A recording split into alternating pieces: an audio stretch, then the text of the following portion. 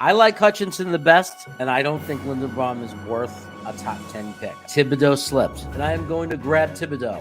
The Giants took Khalil Elam. Good for them. Kenyon Green is a guarantee in my mind. He would be such a dream pick right here. Evan Neal is still on the board. I'm not going to pick Linderbaum. That 44 pick could be tight end. That 44 pick could be a good linebacker, a good safety. We could drop back one pick and pick up a second rounder for New Orleans. We got options here.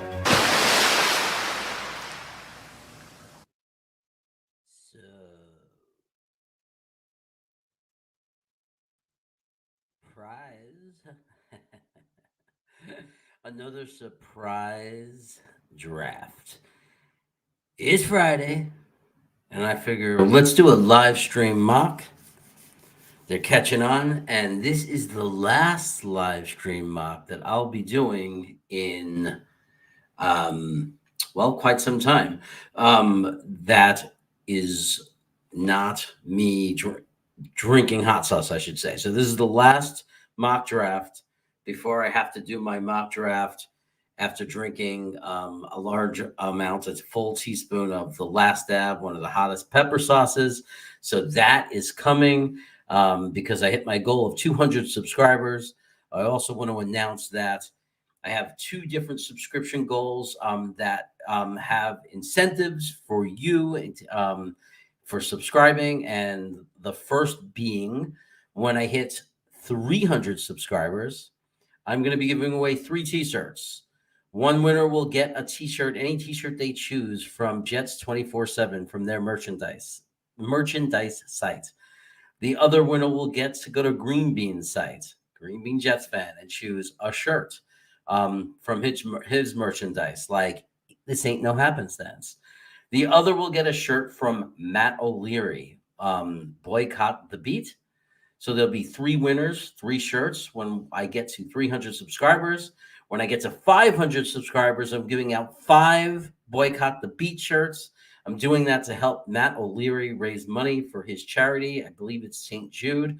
And there'll be a lot more information coming out on that. But it could take a while to get to 500, so I wanted to have a shorter-term incentive.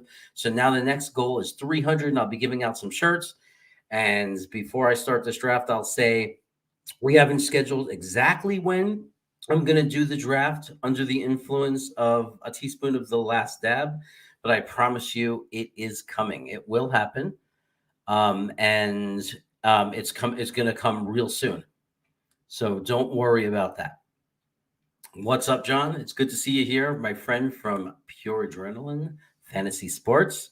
We had some fun yesterday, picking and predicting games. Just keep me in the loop of when you go on, John. Always love coming on to your site. If you had a fantasy football team this year and you don't like the way they performed, it's probably because you didn't go to Pure Adrenaline Fantasy Sports, where John Post and his friend Sean, and sometimes me, mostly John Post and his friend Sean, who do the research on players and fantasy players. John has a full ranking system to refer to. So definitely just if you have a fantasy team, they'll do previews in the entire offseason. So no one's going to prepare you better for a draft than these guys. Although I don't want to slight my other friends from first round fantasy sports, but so there's 2 good sites to go to, and you can never have too many. But right now we're talking about Pure Adrenaline Fantasy Sports. Make sure that it's free. First of all, I want to make that very clear. It's free. You can ask questions. They answer questions. It's completely awesome, and it will be a great way to prepare for your draft next year. Gitmo Bob, hello. I made my 200s. Thank you. You're going into rib laughing training. It's gonna be interesting, Bob. I gotta say, as far as the Last Dab is concerned, if you ever went to Cravat Attack and looked at my videos with my brothers and looked at what happened when I did an 1/8 of a tablespoon of this sauce, and you see the pain I was in and the suffering and what I was going through, you can only imagine what it's going to be like when I do a full teaspoon and have to conduct a full Jets draft at the same exact time. It is going to be just ridiculous. I hope I make it. There's going to be ice water nearby, almond milk. My wife will be, I think, nearby, or like trying to get me not to go to it and to finish the draft. So it's going to be funny because it's going to be all impulsive decisions. I'm going to be running through that draft in just like ridiculous record time. So and that's the great thing about being in pain and like being under the influence of the hot sauce is it brings out honesty. I'm gonna find out. I don't even know, who do I really want. Like, do I really want Hamilton or not? Like, I'm so torn between lots of players, Linderbaum, and all these different players. Do we take a wide receiver? Do we just take the edge and then wait and get the linebacker? I'm so torn. I think the truth is going to come out when I consume and jab a teaspoon of that last dab in my mouth. Also, some things to look forward to is I'm going to have a Dallas Cowboy insider join me for a mock draft. So I'll do the Jets, they're going to do the Cowboys, and they're going to talk about their picks.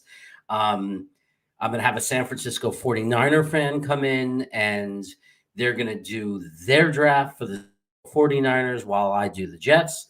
I also have a friend, a New York Giants fan, who's interested in coming in, and he wants to do a New York Giants draft. That'll be really interesting because they have 2 picks right along mixed in with ours. So that can give us an idea of what's going to be left. And it's going to be a lot of fun. And again, it's to expand the channel. So football fans who root for other teams, more content will be coming this offseason. We'll be doing a lot of things covering different teams. But that's what you look forward to in the future. I think it's also interesting for Jets fans to get the perspective of fans from other teams. So I forgot to mention, we also have Payo time that'll come on for the Rams. So we're going to have the Rams, the Cowboys, the 49ers, and the New York Giants. All 4 are lined up. I know who's going to be doing it. And it shouldn't be too hard for me to find someone to do the Raiders, as I do live in Sacramento and there's a lot of Raiders fans nearby. So you never did football fantasy, but you did baseball fantasy and won 4 years and was kicked out. That's great. I guess they weren't the very best sports. Well, if you ever want to do football, you know John Post. I mean, you go to his site. I'm telling you, he saves you so much time because he just breaks it down and does all kinds of projections. But now on to the draft. Let's go. People are probably saying, why isn't he doing the draft? We could do the talking later. I'll stay on if people want to chat. And you'll show pity on me and will not fire you. Let me show that first. I know. So we'll chat a little later if people join, if we have enough people in here that it's worth it on a Friday night. I mean, but Gitmo Bob, who's to say he's not worth it? I could just sit and chat with him all night. But for now, let's go to the draft. So let me share my screen here. Share screen. Here we are. Share. All right. And here we go. We're using the PFN. If I'm going to look into other simulators too, because then it gives different rankings. The problem is I don't know if I found a draft simulator that's as easy to use as this, that's as fun as this. If I do, or if anybody knows of one, just put it in the comments. I'll be happy to use a different draft system, mainly because I would like a different ranking system because like I like Draft Tech, and the rankings in this system have no connection at all to Draft Tech. They're so far apart that it's really hard to, trust that this has any bit of realism at all to it, especially when a guy like Trey McBride is ranked 83. So here we go. We start the draft, and right off the bat, look at that. They got Detroit picking. They got Detroit picking Matt Corral from Mississippi. That's incredible. I guess his injury is not that serious if that happens. And they have Houston taking Kyle Hamilton. So that is shocking. That is really shocking. That is a scenario that would be really just amazingly shocking. I know a lot of people don't prefer Hutchinson to Thibodeau. A lot of fans are split on all this. There are even fans that want to take Evan Neal. I'm not even considering these trade offers. I know it's like, why aren't you looking at these trade offers? I'm not looking at the trade offers because I have a rule. And that rule is, oh, look, it's Tom Shelby. My rule is that if one of the 2 top edges are there, whether you can argue all you want who's better, Thibodeau or Hutchinson, if one of those 2 are there, the rule is I take them. Okay. Otherwise, Gitmo Bob fires me. And I think even though Gitmo has questions and concerns about either one of them, there's no question that we're all in agreement that edge is just what our defense is built on. And with Carl Lawson coming back from that injury, I have no problem ignoring these trades and taking Aiden Hutchinson with our first pick. So Aiden Hutchinson is a Jet. That's exciting to see. And now we can start considering trade offers, because who's left on the board? Andrew Booth Jr., cornerback. There's no way we're making that pick. This is why we need to find alternate draft sites, because, again, Draft Tech and other sites don't have Andrew Booth listed at number 5 at cornerback. We're not taking a defensive tackle. If there was anything that would tempt me or push me away from being a Jet fan, not that there is, the only thing that would make me even the biggest way you can push me in that direction was if we took a defensive tackle with the 7th pick in the draft. I think that you'd hear Greenbean throwing things. Okay. Yeah, I know. I see. Get my Bob. We'll talk about Hutchinson later, and I don't blame you. I was concerned about it too, about Hutchinson playing, but the way he played against Georgia. But I've seen him play against other top teams and other good teams. So guys just have games where they don't do as good. And a lot of those plays were designed to avoid a pass rush. They were very quick plays. There wasn't a lot of time for the defensive line to do anything. And then there were times where he got pancaked. So it's concerning. But anyway, Booth, Leal, not interested. I love Kenyon Green. I love him, but I don't think we could take a guard here. Garrett Wilson, a lot of people want to take a great wide receiver. Guess what? I think we could trade down and get a great wide receiver. So even if we wanted to go wide receiver here, we could still do it. We don't have to do it now. And I think the rankings changed. I'm looking at this and it looks like it's different. So it looks like they finally updated it. Anyway, New England's a red flag to me. I don't know if I want to do bad.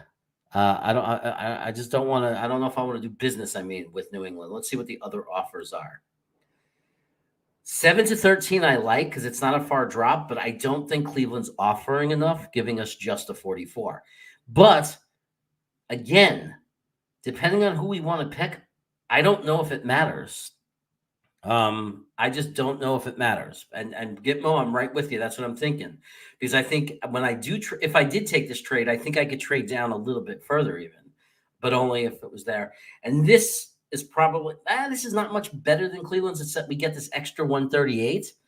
And I don't know if there's a big difference between the 47 and the 44. The problem is that they're giving us a weaker pick here, right? And the only benefit we have is that we get this 138.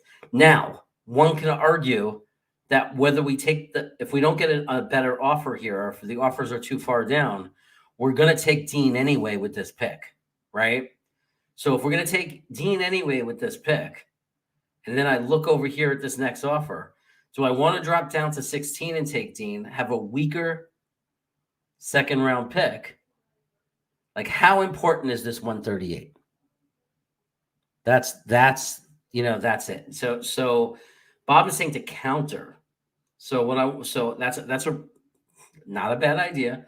I think that the most realistic counter is to counter. I gotta get rid of this little advertisement. I think it's to counter against Cleveland and see if we can get them to add a pick. I'd even be happy with 155, because they're just going to turn us down if we ask for too much. So let's see if they're willing to do 155.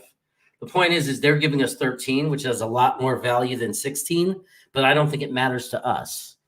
So that's definitely the issue. So let me propose this and see what they say. Okay, let's confirm it. And it was declined. I think we have to take one of these offers.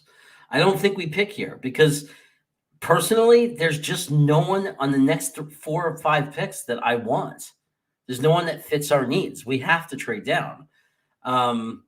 It's sad that New England is probably the best offer. That's the bummer, because they're coming up from so far, from 23.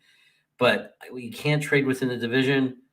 I'm going to go for 13, and because I'm willing to risk the 138 thing, because I think that we might get another offer with the 13 pick, and we might stay in range of getting the Kobe Dean. So let's accept this one. Okay, we go again. Nakobe Dean is safe and sound, guys. He's on the bottom there. There's a there's a lot of guys down there. Lindenbaum, Drake London. Let's see if Burks is still alive. Burks may have went down. I don't see him anywhere.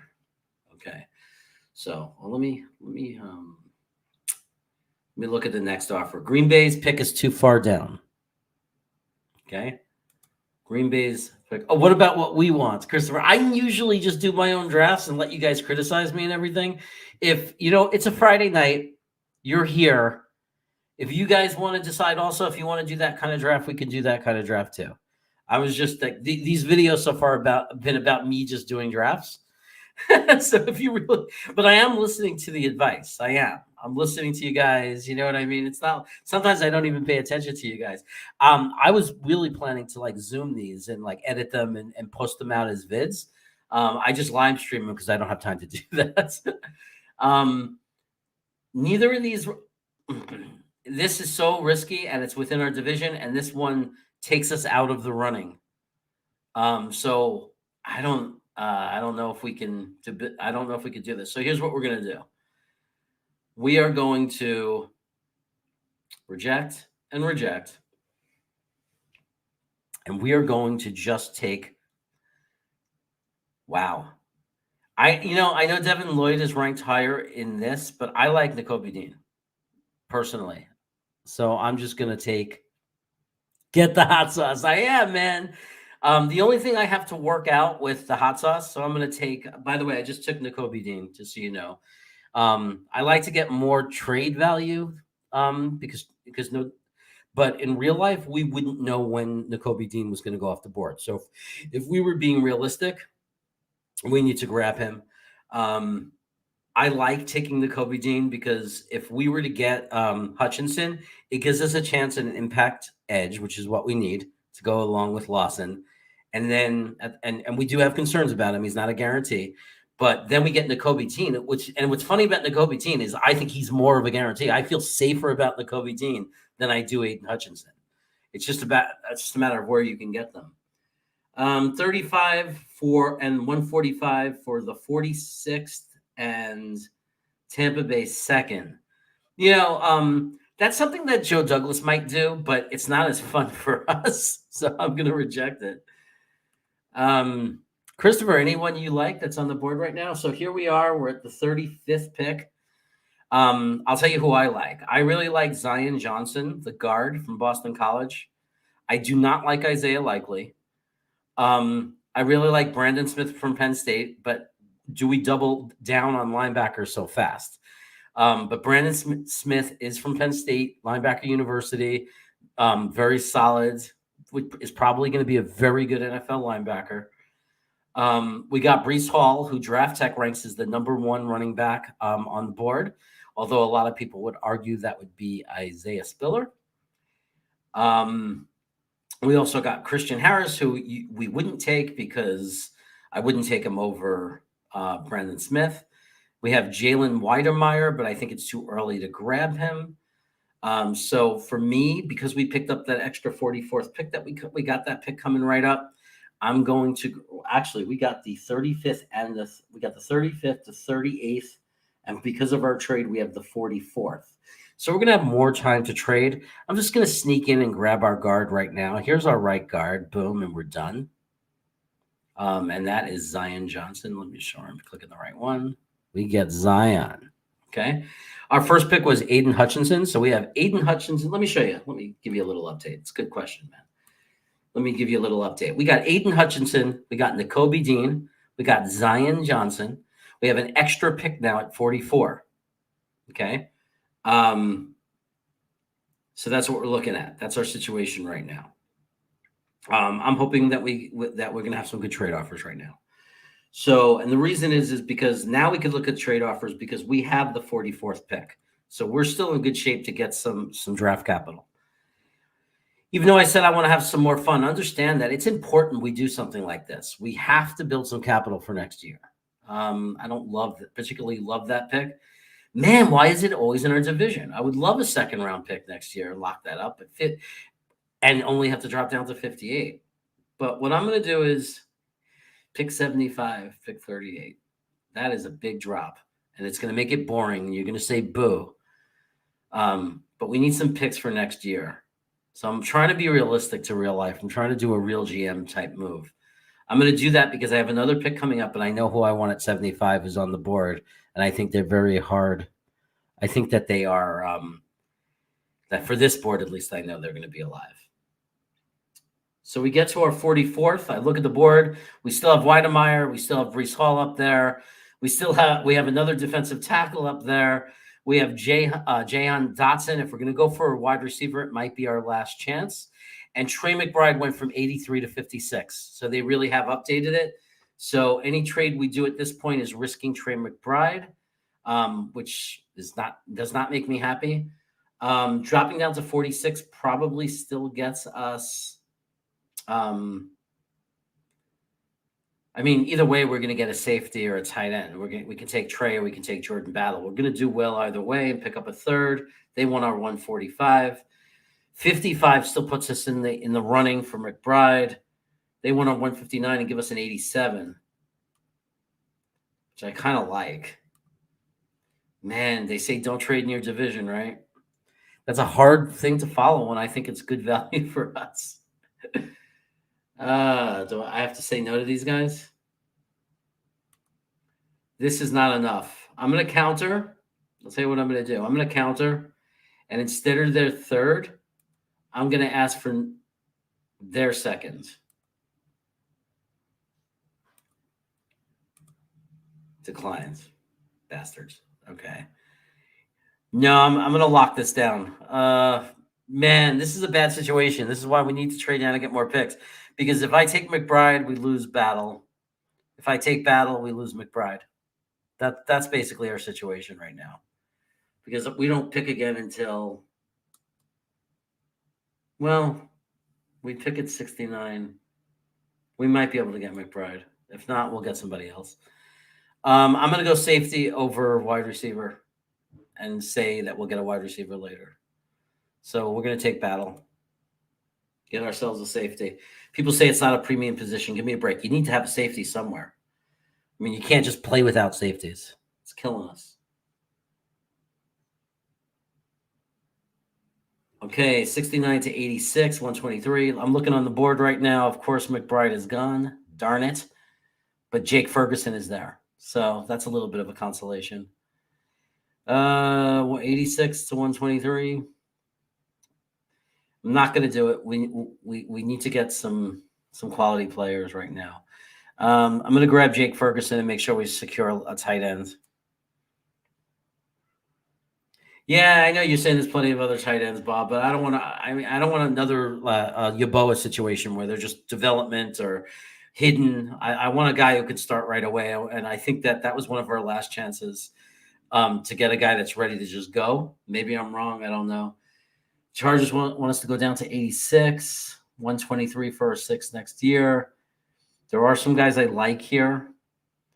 I feel like we need another linebacker. We could use another safety. We still haven't taken a wide receiver. And there's Justin Ross from Clemson, who is not a bad pick.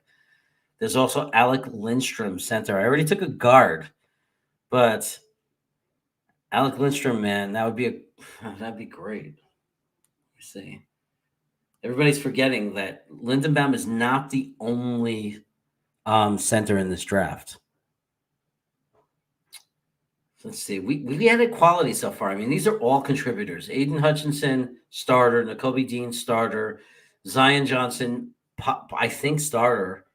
Jordan Battle, starter. There's no question. Jake Ferguson's going to be in the top. He's going to get playing time right away, mixed in with whoever we sign in free agency or whoever we keep. I mean, these are all people we're adding to our team and building our team with.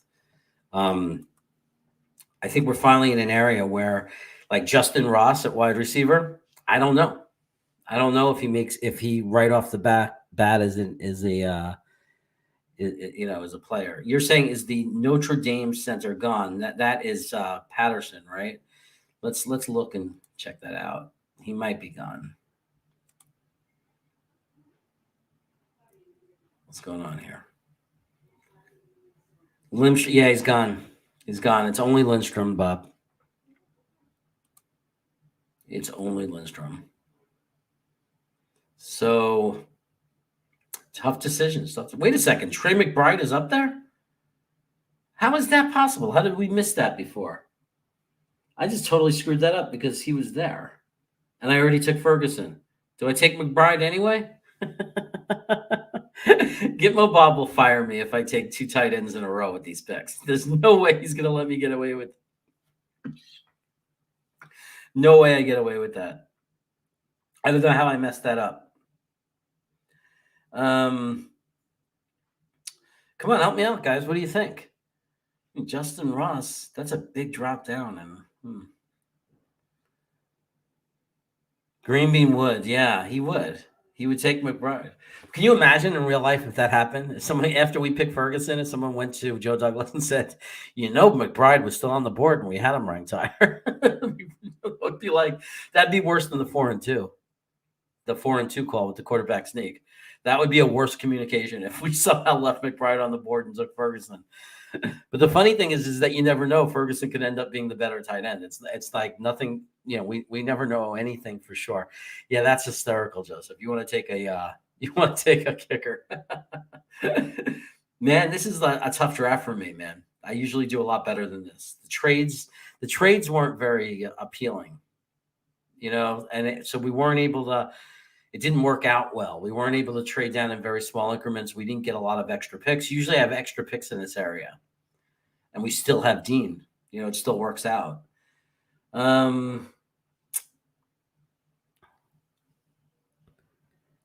Yeah, he would. I know he wouldn't pick up. I have Gitmo. Gitmo saying JD wouldn't have screwed up the 69th pick. I know, but I did because I didn't scroll all the way down on this stupid simulator. I wonder what technology they do. They probably have boards written out and they're crossing off names. It would never happen. I think it's too early for Justin Ross. I think there have been better receivers behind him, believe it or not. You know what? The hell with it. I'm going to be famous for being the moron of all morons. I'm going to take McBride.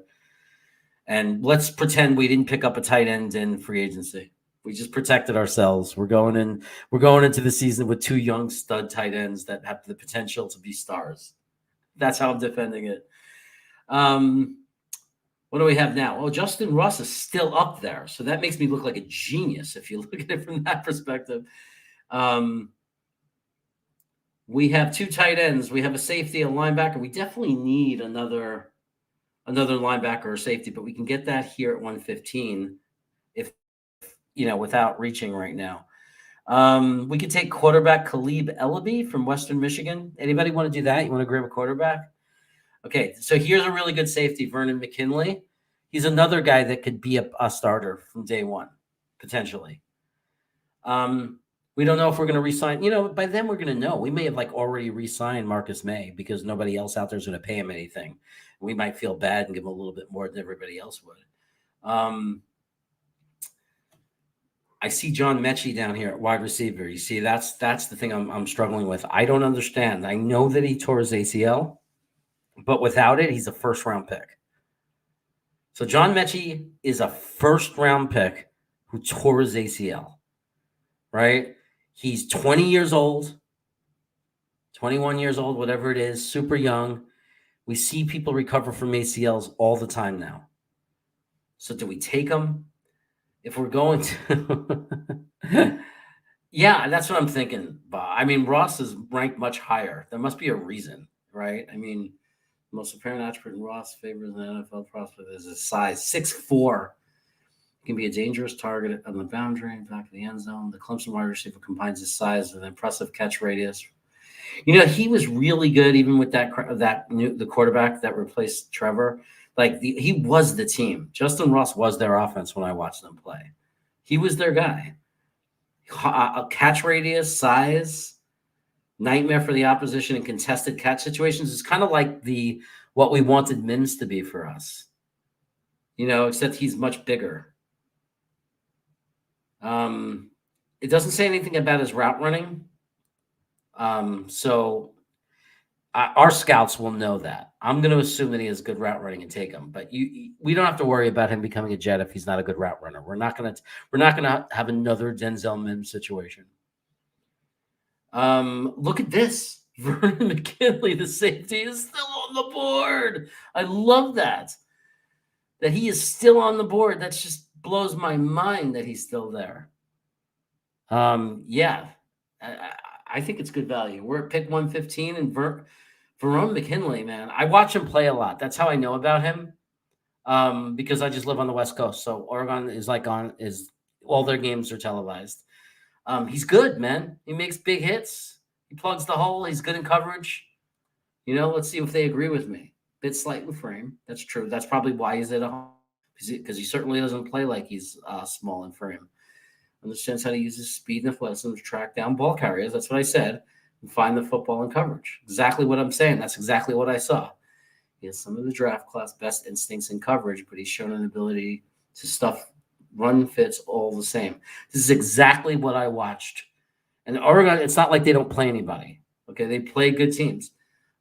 He's taken a step forward this season, helping to elevate the Oregon defense. Lost a ton of talent over the years. He's recorded 4 interceptions. There's many forced incompletions. I like that, understanding his role. Value as an Earl Thomas type free safety and coverage at the next level. Wow. That's quite a reach to say that. But yeah, I think it's good value too, Bob. I'm going to grab that. We got 2 safeties, guys, in this draft, so that's good. That's fun. Oh, look at that. Sam Laporta was there. I don't know what the love affair with Sam Laporta is for everybody. His numbers don't impress me in college, but then again, maybe he's an amazing blocker. Maybe he's just in a system that doesn't throw the ball to him a lot. 145 for 150, and we pick up a 207. That 207 would be used for a developmental tackle if I did it. We'd drop down 5 spots. I'm looking at the top, and here's the problem.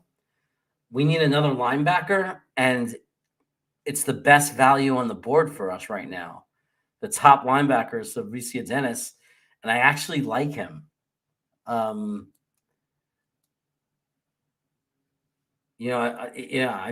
actually like him. He's an asset. He's explosive, promising skill traits. He declares combative energy. I don't know if he's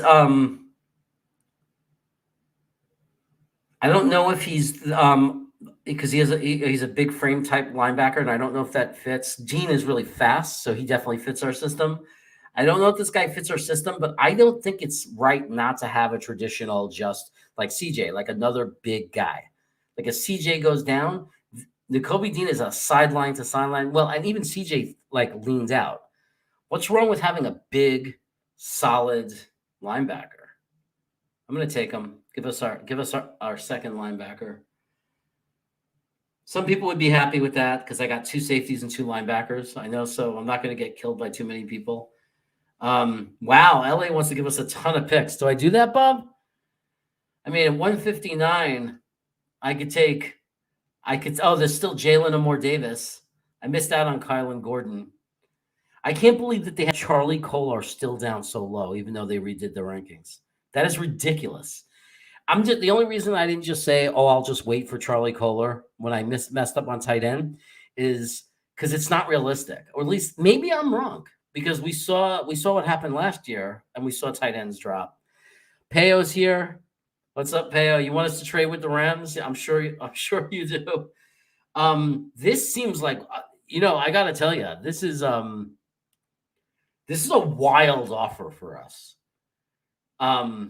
That's a lot of darts, and Joe Douglas is really good at finding guys in this area. I mean, we drafted a guy with our last pick. I think it was our 6th round, Marshall, who played a little this year and may actually be a starting guy. And we could definitely get our kicker with this trade. I saw Joe said, Gitmo Bob said that too. I haven't done that a lot in recent trades, but this gives us our kicker for sure. Tony G, you say that every time. I don't know why. I have no idea. Guys, I want to announce something very exciting, okay? Aside from the 200 subs and the hot sauce thing that's coming. Some of you might notice in my videos that I have a little gap on the top of my mouth. There's a tooth missing. Unfortunately, when I was younger, I had a bad accident, and all the crowns and everything and the root canals all got brittle. So one by one, the front teeth are going, and I have to replace them with implants. So the good news today is I went to the dentist, and the implant that I got about 4 months ago, or 3 or 4 months ago, is 100% healed, and I'm ready to set up an appointment to get my crown. So you can't see, but in that gap, there's a screw, and all they have to do is fit the crown, and then it's as simple as screwing it in. So I'm super excited. I don't have to be just worried about what people are thinking about this gap in my mouth. Like I grew up drinking too much Mountain Dew. But anyway, thanks. So I'm gonna get that tooth filled. That gap is gonna go away. This is our only trade offer, and I don't see anybody that I'm in love with anymore. Now that we took 2 tight ends, I'm not going to go for Charlie Kohler. So I'm going to actually, the only guy I like here is Jalen Amar Davis at cornerback. So that is a guy that it's a little painful to get to pass up. But I say this is a lot of picks, and we could throw some darts and get some guys in the offensive line and in the OL room.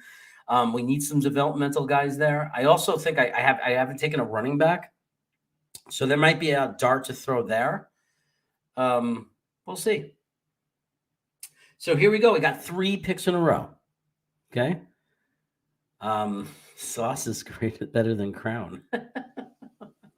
Don't understand it, but I like it. Oh, you mean Sauce Gardner? Okay.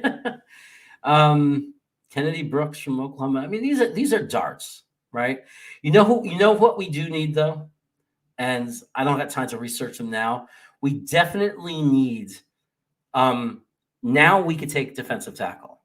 Okay, now we can throw a dart on a defensive tackle and just throw somebody in there. So I'm going to do that first. I'm going to go and throw a dart on Jalen McKenzie from USC, offensive tackle. I'm going to throw a dart there. Oh, no. Why would I do that? I got Dylan Wonnum up here. It's higher ranked.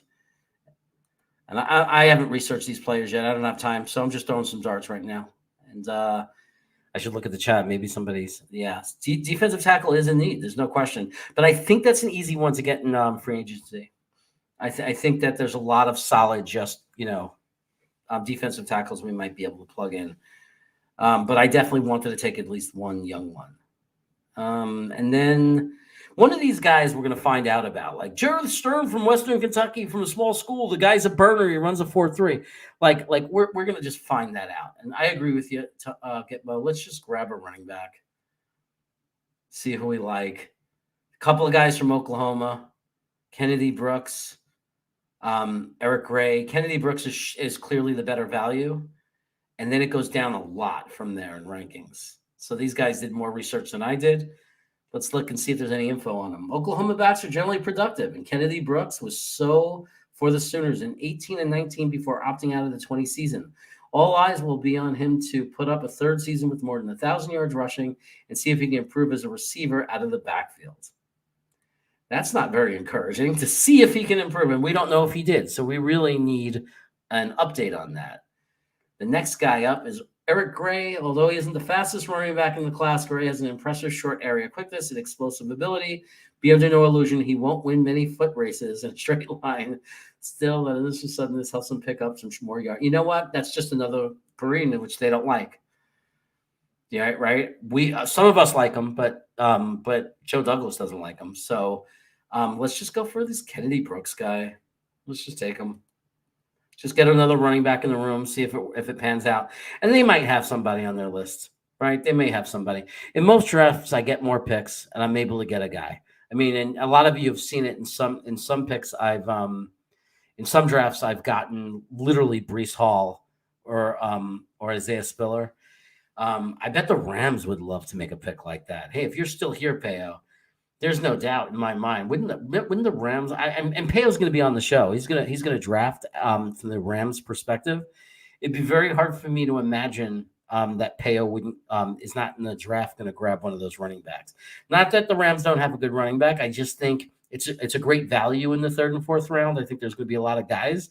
And I think it's an area where why wouldn't they want to have another good running back, right? So I could see the Rams doing a running back, but Peo is going to let us know. We're going to figure out what the Rams are going to do. Let's see. I got this pick. Let me see how many more I got left. They gave us a lot.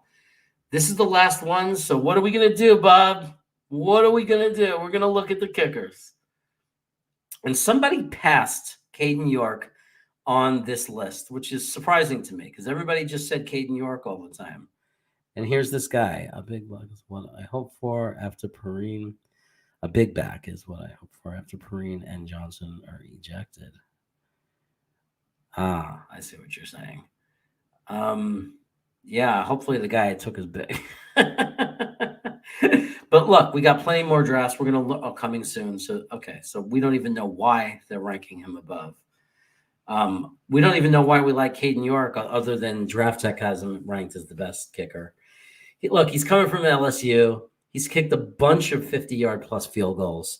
Some of them have come in very key situations. I think that's why we like Caden York, because that's Iowa State. What was on the line in Iowa State's games compared to LSU when Caden York was kicking those field goals? You know, the Rams are probably drafting O-line heavy this draft. Let's look at this because we didn't draft any last year. Haha, I like the haha he throws in.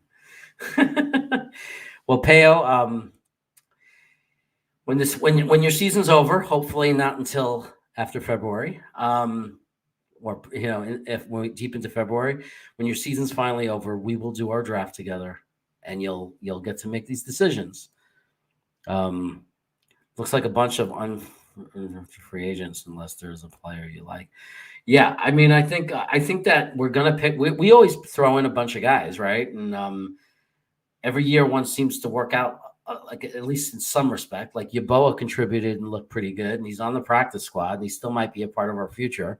And he was an undrafted free agent. And Isaiah Dunn is still there. We don't know what's going to happen there. He actually got playing time, so it's always interesting. We have two undrafted free agent rookies who made the team practice squad, got activated, and actually got playing time. So you got to be happy with that. Yeah, I'm excited about it too, Peo time. Just so you know, I'm doing 4 teams I got lined up. I got a Dallas guy coming to do a Dallas Cowboy draft with me. I got a New York Giants guy to do a draft with me. I'm going to ask him about the medium Coke giveaway and how he felt about that. I got a San Francisco 49er guy, and Peo time will be our Rams guy. He's the only Rams guy. And Cade York is going to be my pick here, by the way, so I don't have to keep you waiting. And we'll get to see our list of picks, and we could grade how I did. So I will point out we did get a second and a fourth from Cleveland. So believe it or not, after I name all these players, remember, we gained some capital. We go into next year already with 2 number 2s and 2 number 4s. You know how JD, we're probably going to do better than this. I can't imagine JD is going to walk out of that draft with less capital. We did lose a 6th, though, so we have 1 less 6. But I think we always seem to do that. We always seem to give away our 6s and 7s. Okay, so Aiden Hutchinson at number 4. Our starting edge, we hope he pans out. We don't know 100% that he will. We're just going to hope that he does. Nakobe Dean, I'm more confident about him. I think it's more realistic he'll go 13 more than he'll go in the 20s like this mock simulator thinks he will. I think Nakobe Dean is a lock. I feel so good about him. He is a bullet, and he freaking hits like dynamite. He's explosive, and he's good in coverage. I love it. We could use Nakobe Dean in every area. He fits our scheme. He fits our system. It's going to be great. We had a 6. We traded it. So you could see the trade was we received the 13 and the 44th. So we're going to look. If you look at our 44th pick, you'll understand. We traded down to get Nakobe Dean, but because we traded down and we still get our guy that I really wanted in a very high position of need for us, we also pick up Jordan Battle, who's another huge position. No, I didn't trade our 6th this year. I traded our next year's 6th. part of that Rams trade was that we had to throw in our 6 to get like 4 picks from them. Jordan Battle is the person we gained. The 35th pick would be very controversial for some, and some people will jump all over it and love it, right? It's a right guard. If we don't, and I don't think there's good guards in this year's free agency. I don't think people are saying, "Oh, we'll just get a guard in free agency." Have you looked at the guards? You need to go to Frankie from Flatbush's channel, and you'll see that there's not necessarily a guard in the draft. So, I mean, GVR was ranked in the top 3 available guards, I think, like free agent guards. When Frankie looked, I think that's true. I can't tell you which of his videos to go back and look at, but you could certainly go into one of his comments of his videos and ask them and say, hey, you once mentioned who the guards were. Can you talk about that again, or can you list it in the chat? I'm sure Frankie would do that for you guys. He's the facts guy. He's the numbers guy. I'm not going to try to be him. I don't have time to do that. So he is the guy to go to for that kind of stuff. If you want to know things like that, like who's available, or you could just Google it and say what free agent guards in the NFL to 2022. But it's more fun to come to us, right? So Zion Johnson, I like him. Think he's good. Gives us our right guard. We're done. Battles our starting safety. Done. 2 tight ends here, both high quality. I think McBride is better. For those of you who are watching, I messed up and didn't see him on the board. So I took Jake Ferguson by mistake. So I ended up having to take 2 tight ends with these picks. Not something I would normally do, but we got lucky because Justin Ross, the wide receiver who I was considering anyway, instead of McBride, slipped. And we were able to get Justin Ross anyway. So I got away with it. Justin Ross, I watched him at Clemson. Even from when he played with Trevor, he's excellent wide receiver. I mean, I've seen him a million times because I used to watch Trevor Lawrence, and then I became a little bit of a Clemson fan. I'm not going to lie. So I watched a bunch of their games this year, and he was like their only player. Really, he was their only player. He carried that team. So I like Justin Ross, and even though nobody else talks about him, Verone McKinley at safety, another player that I watch a lot because I live on the West Coast. Really good. I like him because he's versatile. He does both. He's good against the run, and he's very good in coverage. Threw a little bit of a dart here. I don't know a ton about Savratia Dennis. I do know that I've heard good things about him. I've heard some people say they really liked him. And then the rest of these guys are darts. This was a good value pick. Jordan Williams was like ranked 180 or something like that. We got him at 211. I think we need to just start throwing some defensive tackles into the room and see what sticks, because we still need a little help there. It's not our most desperate need, but we need a little help there. Offensive tackle, Dylan Wanham from South Carolina. Again, developmental pick. We'll see what happens. You never know. You might end up with a starter someday because of that pick. Kennedy Brooks, just throwing a dart at running back, see if he makes the squad. And then we get, with a 234th pick, we got a kicker. Look, I like our kicker now, but I don't see a point. I think that if you're going to bring a kicker into camp, bring in someone that has a realistic chance that you might actually consider being part of the team. Don't bring in one of the, don't bring in like one of the, Amendola again. Just use your, like if we were to get a trade like that where we get some late junky pick like 234, just use it and grab a kicker. Grab York, bring him in, let him come into camp. Maybe he'll just be he'll be so much better and be so much more of an obvious pick. We're still going to have some rules in there protecting us, like allowing us to have we're going to have a larger practice squad. We're going to be allowed to protect 4 players. I actually think it's worth it for the Jets to use one of those protections and protect one of the players and be kicker. And I actually think that that's what Tampa did. Everyone's saying, why didn't anybody go after this kicker for Tampa? The draft pick, and poach them from their practice squad. I think, I don't know if anybody looked into it because I don't know if it's a public kind of thing you can find out, but I think there's a chance that Tampa has been protecting him. You get to protect 4 players on your practice squad from being poached. So I think there's a chance that's why you haven't seen Rogales or whatever for Tampa get poached.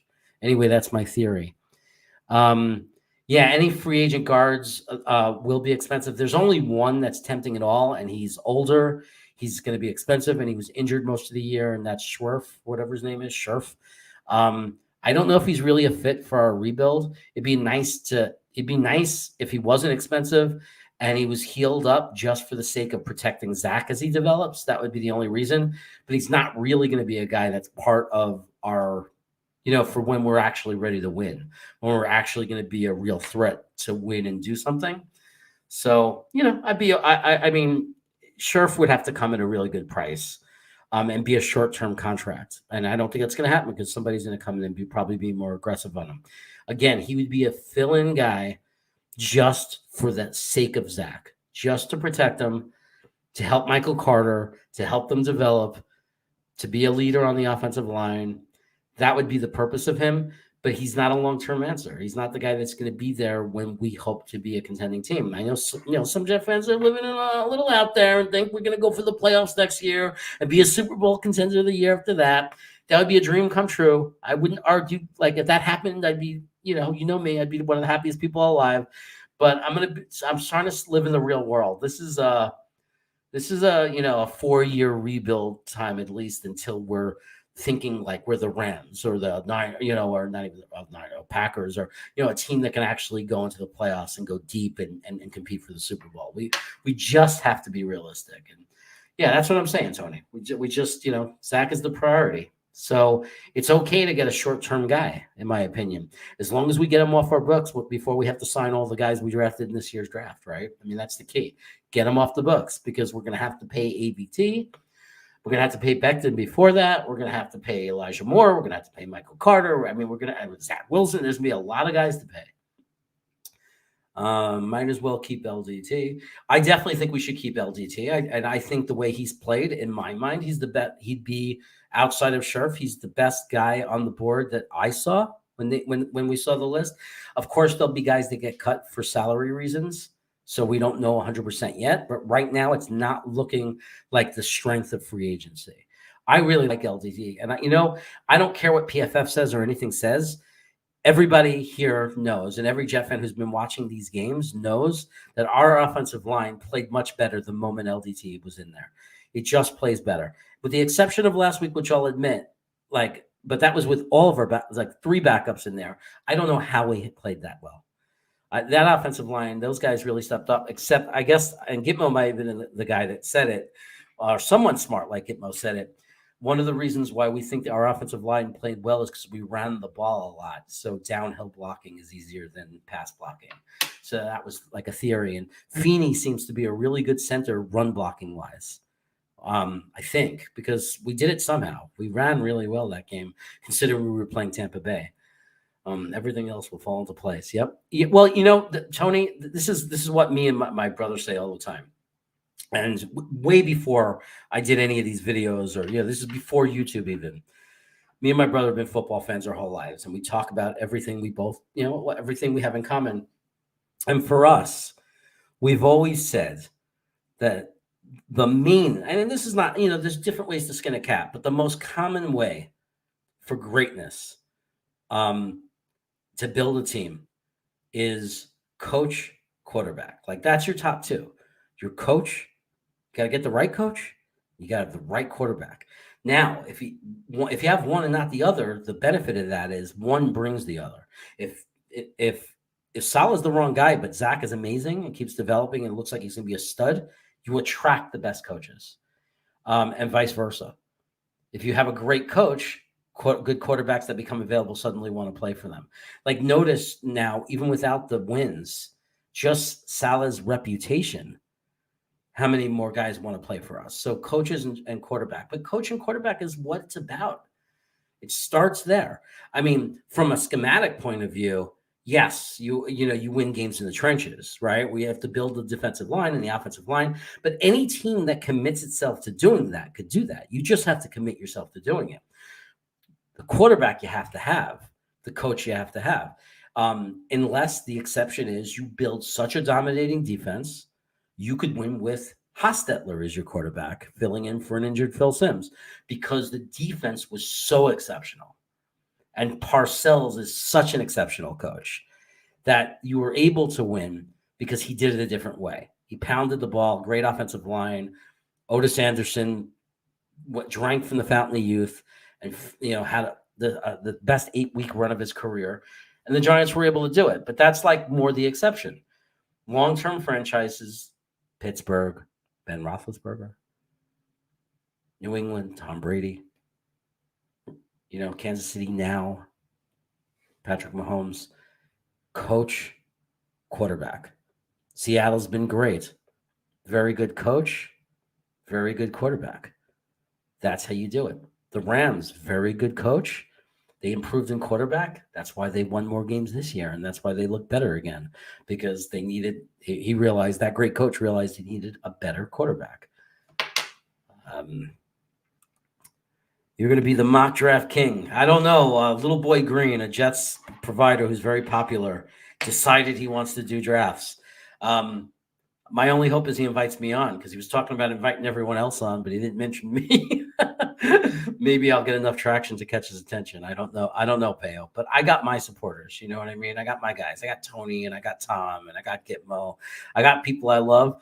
So I'm listening to you, man. I'm not worrying about so much about the numbers as much as the quality of people I got. And I'm forgetting people like Billy SBC and Merkovich. I'm saying his name wrong. And Mikhail. I got like the best people in my chats. Like, these are my favorite people. So that's what made me happy, that I was able to get them over here with me. Rusty's usually here. Rusty Spooner, John Post, who's a good friend of mine now. I just got now. I mean, that's the important thing to me. And I get you here, Payout Time, which is like one of the most flattering things in the world, because you're like one of my YouTube heroes. So it's like pretty cool that you're here. What does Get My Bob say? Football is the number one sport that needs a good coach. Then comes basketball. I'm gonna get out of share mode, because I think that we are done reviewing our draft, and we'll just talk a little bit. That's a great take. I wonder what take that was. Oh, is that with the coach and the quarterbacks, or that all that matters is the quality of my guests, or both? Football is the number one sport that needs a good coach. Then comes basketball. One sport you might be forgetting, Gitmo, and it's okay. It's not our sport in this country, but soccer, football in Europe and the rest of the world, also is very. I think they call it their manager. Is very, very important. I watched Liverpool completely turn their organization and their club. They turned their club around when they got that guy. I'm forgetting his name. This German coach, who's Jans, whatever. I'm forgetting his name. I can't believe it, because I like Liverpool. I'm a good friend of mine is a Liverpool fan. He got me into them, and this coach came and he told me things are going to turn around for us, because Liverpool was dropping out of the top 4. They weren't making Championship League anymore, or champions. And then the guy made them a champion. So they won both. They won their own league, Premier League, and then they won world champions, like the World Championship. So, so coach does matter in that sport as well. But I agree in the sports we're talking about in America, for sure, football than basketball, because I see the same thing, like with what a great coach in basketball could do as well. Absolutely. So I agree with that. I think it's least important with baseball, although there are some managers that make a difference. Like, there's no arguing. Like, I'm actually excited for the Mets that they got. I think they got Buck Showalter. I think that's pretty exciting. He seems to win wherever he goes. You're very welcome. Very welcome. I love doing the stream, man. I'm hanging out. I actually have to quarantine for my wife, not because I have COVID, but because I'm so exposed at work. I had to go back to work, and I work in an elementary school, and it is just spreading all around the school. We had to close one of our classrooms down. They're going to be closed for a while, and even with a mask and everything, I'm forced to be near students. And my wife has very serious health issues and immune system issues, so she can't even take the vaccine. We're waiting for the antiviral injection that was announced by a company that is not a vaccine, that has been deemed safe for someone like my wife. It's supposedly 80% effective. It's been announced that there's going to be like 750,000 doses available, and people like my wife are going to be first on the list. So we're excited about that. But until then, I have to make sure she doesn't get the virus. So I'm playing it safe and I'm living upstairs in the studio in Man Cave. And we're being very, very careful until the wave passes. Or once in a while, if we want to be together, we have some rapid tests. So I take a rapid test. And if I test negative, we know for at least, we're gambling that means for a day I'm safe. And then I could spend the day with her. And then once I go back to work after a test like that, then I'm back in that mode of quarantining upstairs. So what else am I going to do? Right. I'm upstairs. It's Friday night. Frankie's not on because I don't want to compete with Frankie. I don't want to make a lot of you guys are subscribers. You know me from his show. So I don't want to have to give people a choice to watch one or the other. So that's why I checked with him. He wasn't doing a live show tonight. So I figured it's all open and there might be some people out there that want to see a stream. So that's why I'm here. And I love doing it.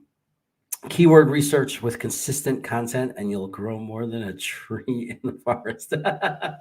Well, I'm doing something right, Peo, with these. The mock draft seems to get a lot of attention.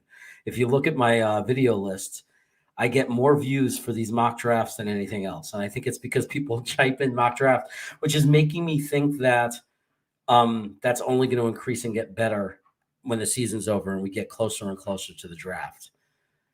So maybe I should keep establishing myself as the guy. Good draft, Jeremy. I give it a B+ because of screwing up the tight end pick. So I had a chance to get higher, right? Yeah. Hey, man, I own it. I own it. That was like my 4th and 2 moment. I'll never do that again. What I did was I forgot to like really scroll up. Sometimes when you make a pick, it stays where it is on the list, and I didn't scroll up, and I totally missed that McBride. Let me see what John is saying here. Quality over viewers, followers. Yeah, absolutely. The subs help. I want the subs because I know that if you do consistent shows and you have a lot of subs, you have a better chance of showing up in those searches. The views and the amount of people are the reason it's not as important to me is because I'm not doing this for financial reasons. So I don't need to worry about sponsors. I know a lot of those guys, some of them are putting hours and hours into it. Our friend Green Bean puts hours into it. And, and the money really helps finance and justify the hours that he puts in. It's real labor. It's like you see the quality of his intros and the editing, and he constantly changes them.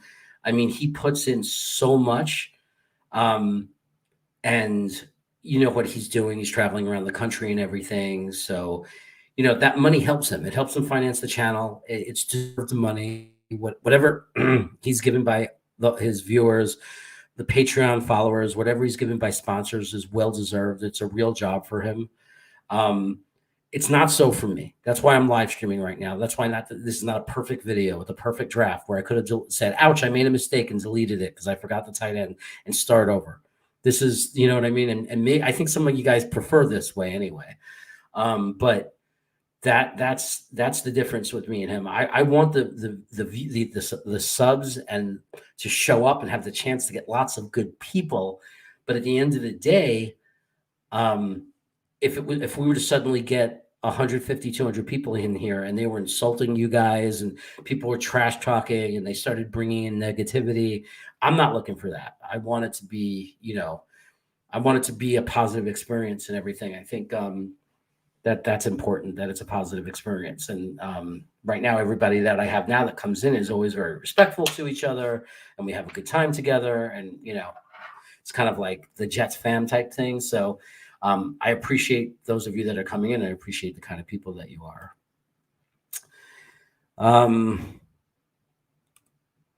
Mock draft game views, yes, but you were cool people. Thanks, Tony. You're the man. You're the man. I don't know where you live, but we got to hang out. I got to meet you, man. Definitely. Love making new friends. It's really cool. I made so many friends because of this stuff. I'm going to hang out with, I'm wasted. Let's draft. We already draft, Adam, but we could do another one if you want to.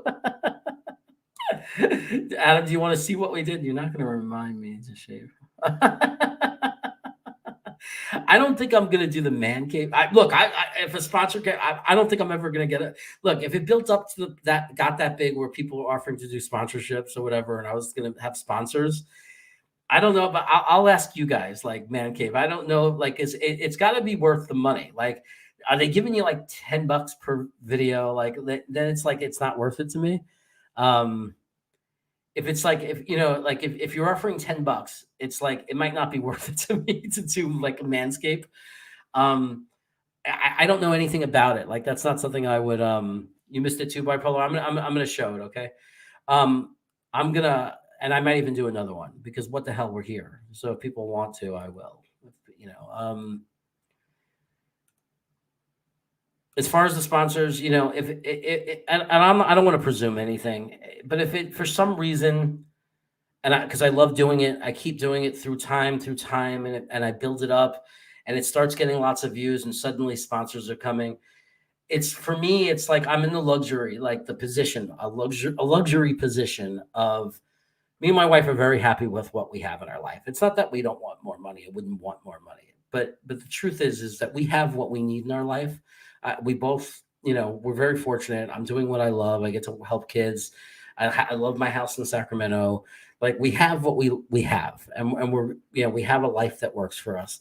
So if it's going to hurt the quality of the channel, I don't have to do it, right? But if it was the kind of sponsor that offered a good amount of money, then who doesn't want money, right? I tell my wife, hey, when this pandemic's over and you're not in danger anymore, we could travel on the work that I'm doing, all the sacrifice of me being up here and not being with you. This is what you get back for it. I'm taking you a trip to Hawaii because I saved up all this money I made through a sponsorship. Like that's what it would be. But I definitely don't survive on it. So we're going to do another mock just so you could see, Adam, the one I did. We've got Aiden Hutchinson with the 4th pick. Did some trades. I got Nakobe Dean. So we got Aiden Hutchinson and Nakobe Dean. Then I went offense for an offensive guard and Zion Johnson. I grabbed Jordan Battle. I grabbed him in almost every draft. For safety, the Jake Ferguson and Trey McBride situation. You're going to have to rewatch this video. It was a big mess up. I didn't know that McBride was still on the board. So that's just a big screw up. But when McBride was still there, even though I had already taken Jake Ferguson, I couldn't pass up on him. Justin Ross I'm a fan of his. I know a lot of people don't talk about him, but I watch a lot of Clemson. I'm a big fan of players that I get to watch. What can I say? And Verone McKinley, it's the same thing. I get to watch a lot of them. I actually have a friend, who I used to call me uncle, like this kid. I mean, his parents, I grew up with them my whole life. My best friend's sister, son, actually played for Pittsburgh a few years ago. He didn't get to play on the field. He dressed up a couple of times, but he was a walk-on wide receiver. And he actually was on the field and he got to meet a lot of the Steelers too in the experience. And so I'm a little bit of a fan of Pittsburgh because when he was there, I was rooting for them and watching all their games. I don't know this guy very well, but I've heard good things about him. Then these are all darts. Jordan Williams, defensive tackle. These are just positions I thought we would want to just throw darts at and throw in the room. Dylan Woonham, offensive tackle, maybe developmental tackle there. Kennedy Brooks, a running back, because I forgot to take a running back from Oklahoma. And then in this draft, I take a kicker because I think that I don't think we should just go in with one kicker. I think we should go with two. But anyway, let me start a new sim because you guys are waiting for that. Close that. I don't need that. Let's select Jets. Let's go 7th round. Yeah, well, let's select all. Let's select every team and draft for every team and just spend 5 hours. Okay, bipolar. I hope you stayed with us because we're gonna do it. We're going to draft. Let's draft. Let's see who we get. Let's see who stays on the board this time.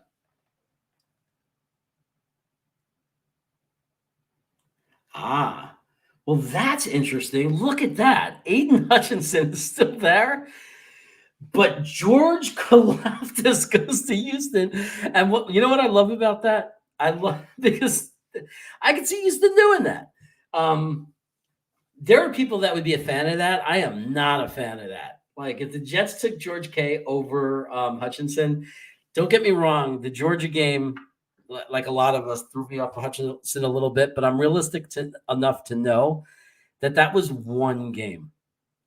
if you watch the tape, it was one game. You know what I mean? And I don't know. It was one game. There's some nice tempting things. Like, this is a beautiful offer, by the way, guys.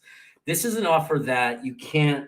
I know it's if Hutchinson and Thibodeau were off the board, I take this in a heartbeat. I mean, that would give us the 7th, the 14th, and the 19th. That is a crazy, crazy offer. As a matter of fact, this offer, JD might take it and use one of those picks for a Jobo. Like, I could see him totally doing that. Do you agree with that? This is a crazy pick. I mean, we lose our 69th. It's not like that's a joke. I mean, that's a real pick we're giving up also. But this is kind of crazy. Yeah, Georgia's in my thoughts. I mean, I'm not against them at all. Like I've picked the Greek man in a few drafts when I don't get offered trades, and he's still there at like 10 or 12. I trade down a little, he's there, and I grab him. We got a little question. We'll take a little break just to answer this question because I love Peo and he asks the best questions. What do you think of Bill O'Brien interviewing with the Jags? I thought he was a good coach when he was at Penn State. And hopefully I'm not making a mistake. And that was the guy who went from Penn State and then went to Houston, right? Or Tennessee. I think Houston, not Tennessee. I don't know the story of what went wrong with him because I thought he was good and I thought he was okay in the beginning. So I don't know what went wrong with him, but I know a lot of people are saying it's like horrendously bad. So I have to look back at Bill O'Brien's record and like what he did. But the reaction, my initial thoughts is that they're doing it would be a disaster only by the reaction of a lot of people I respect. Because a lot of people I respect were like, oh my God, like this is like, like their fans should be committing suicide if this happens. So not to make a joke of the suicide, but I'm just saying that like the reaction was pretty strong. So I'd be concerned. We got to hope Houston wins this week so we can move to third. I agree. It's going to be very hard for Houston to win, though. Very hard. The OSU game caused Hamilton to shoot up the board, Hutchinson to shoot up the board, and the Georgia game caused them to drop. I agree. But personally, Bob, I liked Hutchinson the best before that game. And then before the OSU game. And then after the game, I was going crazy saying, oh, I was mad. Oh, he's going to move up the boards now and everybody knows about him. And then the Georgia game, he didn't play well. But really watch that Georgia game. You'll see what I mean. Like, they built that game. There was a lot. It was designs. There was a lot of design, just like the Thibodeau game against Utah. There was a lot of design in that game to avoid him and to avoid their pass rush in general. If you really watch the plays that they ran, it's almost like they didn't really drop back to do real passes to give them any opportunity to put pressure on a quarterback until later in the game. So I don't know. Man, this is so hard to turn down this draft pick. The only good part about this is that nobody sees it in the end results. If I say no, nobody knows that I turned it down. I don't know that Joe Douglas turns this down, guys, honestly. And there's been rumors. People have talked about the Eagles offering us both picks for the 4. I don't think Joe Douglas would give the 69. I think he'd counter. So for example, I think that he would counter and say, instead of the 69th pick, I'll give you 108. Right. And I don't know if I actually want to propose this trade. It's okay, honey. Thanks. My wife just brought me dinner because she realized I'm going to be on here all day. Get out of here. I'm in quarantine. Okay. So, Jameson Williams is also neutralized by Cincinnati. Yeah, it's hard. I think the combines are going to help too. I'm going to do this proposal because I don't think they're going to accept it. If the Eagles accept this, I think that I'll grab an edge, Bob. I promise. But I just don't know. What's for dinner? We ordered from Fresh Direct. That's the whatever, Amazon Fresh Direct. This container of Angus beef chili. So she brought me up a bowl. She's a sweetheart. Let me propose this. Yes, they declined it. Okay, I'm just going to grab Paget. I'm going to grab Hutchinson. So this is the second draft in a row that we got Hutchinson. Detroit comes in and offers us 30, 34, and the Rams first. Everybody has the Rams first. I love that payout time is here for this. They offered us the Rams first pick. Again, I want to tell you that this is an excellent, excellent offer. The only negative of this offer is that we don't get Nakobe Dean. But it's an excellent offer. Okay? Like there's no you cannot criticize me if I end up taking that pick. I know Gitmo's going to be, oh, wow, well, look at this. We get Pittsburgh's first. They're going to have a new quarterback. So you see the Rams' first pick. Let's get this straight. The first offer, right, with the Rams, this first round pick right here is a second round pick. Okay, or like almost. It's a super, super late first round pick because the Rams are a quality team. Right? So you got to keep that in mind. Okay, this is the 26th to 31st pick of the draft. Okay, still pretty amazing. Okay, I mean, I love what it does for us this year. Joe Douglas might do a pick like that. What I love about this pick is at 17 we still get our guy, and we get a first round pick. We just don't get the extra help this year. It's the only trade-off. Right? So we don't get to increase our picks this year. But look at 2023. Pittsburgh's going to have a new quarterback. We don't even know who it is yet. If it's Aaron Rodgers, then we end up in the same situation with the Rams, and we say at least we got our guy this year, right? If it's the guy they have now, Rudolph or Randolph or whatever his name is, if it's him, they're going to be a middle-of-the-road team. I mean, now you're talking about 15 to 17 pick. I mean, don't count on them winning 4 or 5 games. That's not happening in Pittsburgh. But without Ben, there's a chance they only win 7 to 9 games, or 9 games, or 8. Like have a year like this. If they go with the rookie quarterback, you better believe it. So we just don't know. But there's a better possibility here, and the 17 is not nearly as painful. So I'm going to accept this trade, especially because look at the guys that are left on the board. DeMarvin, Corral, Green, Wilson, these Elam, these are just guys I don't want. Some people would argue wide receiver, but we can get a wide receiver later. People who like Linderbaum, you're not taking Linderbaum with the 7th pick. Trust me. I mean, if he does, I'll trust him because it's Joe Douglas, but I don't trust anybody else that tells me that's a good idea to take Linderbaum with the 7th pick. The only person, yeah, that's exactly what I'm saying, Bob. The only person that I trust if they did it would be Joe Douglas, that it's part of some plan that they have. So anyway, I'm going to accept this pick. And by the way, somebody said I am going to do a pick. If I got to get enough people. If we get where we are now, because for some reason we're increasing the amount of people, we get up to like 12 people and people are participating in the chat. I'll do a draft where you guys get to pick, like Green Bean does. No problem with that.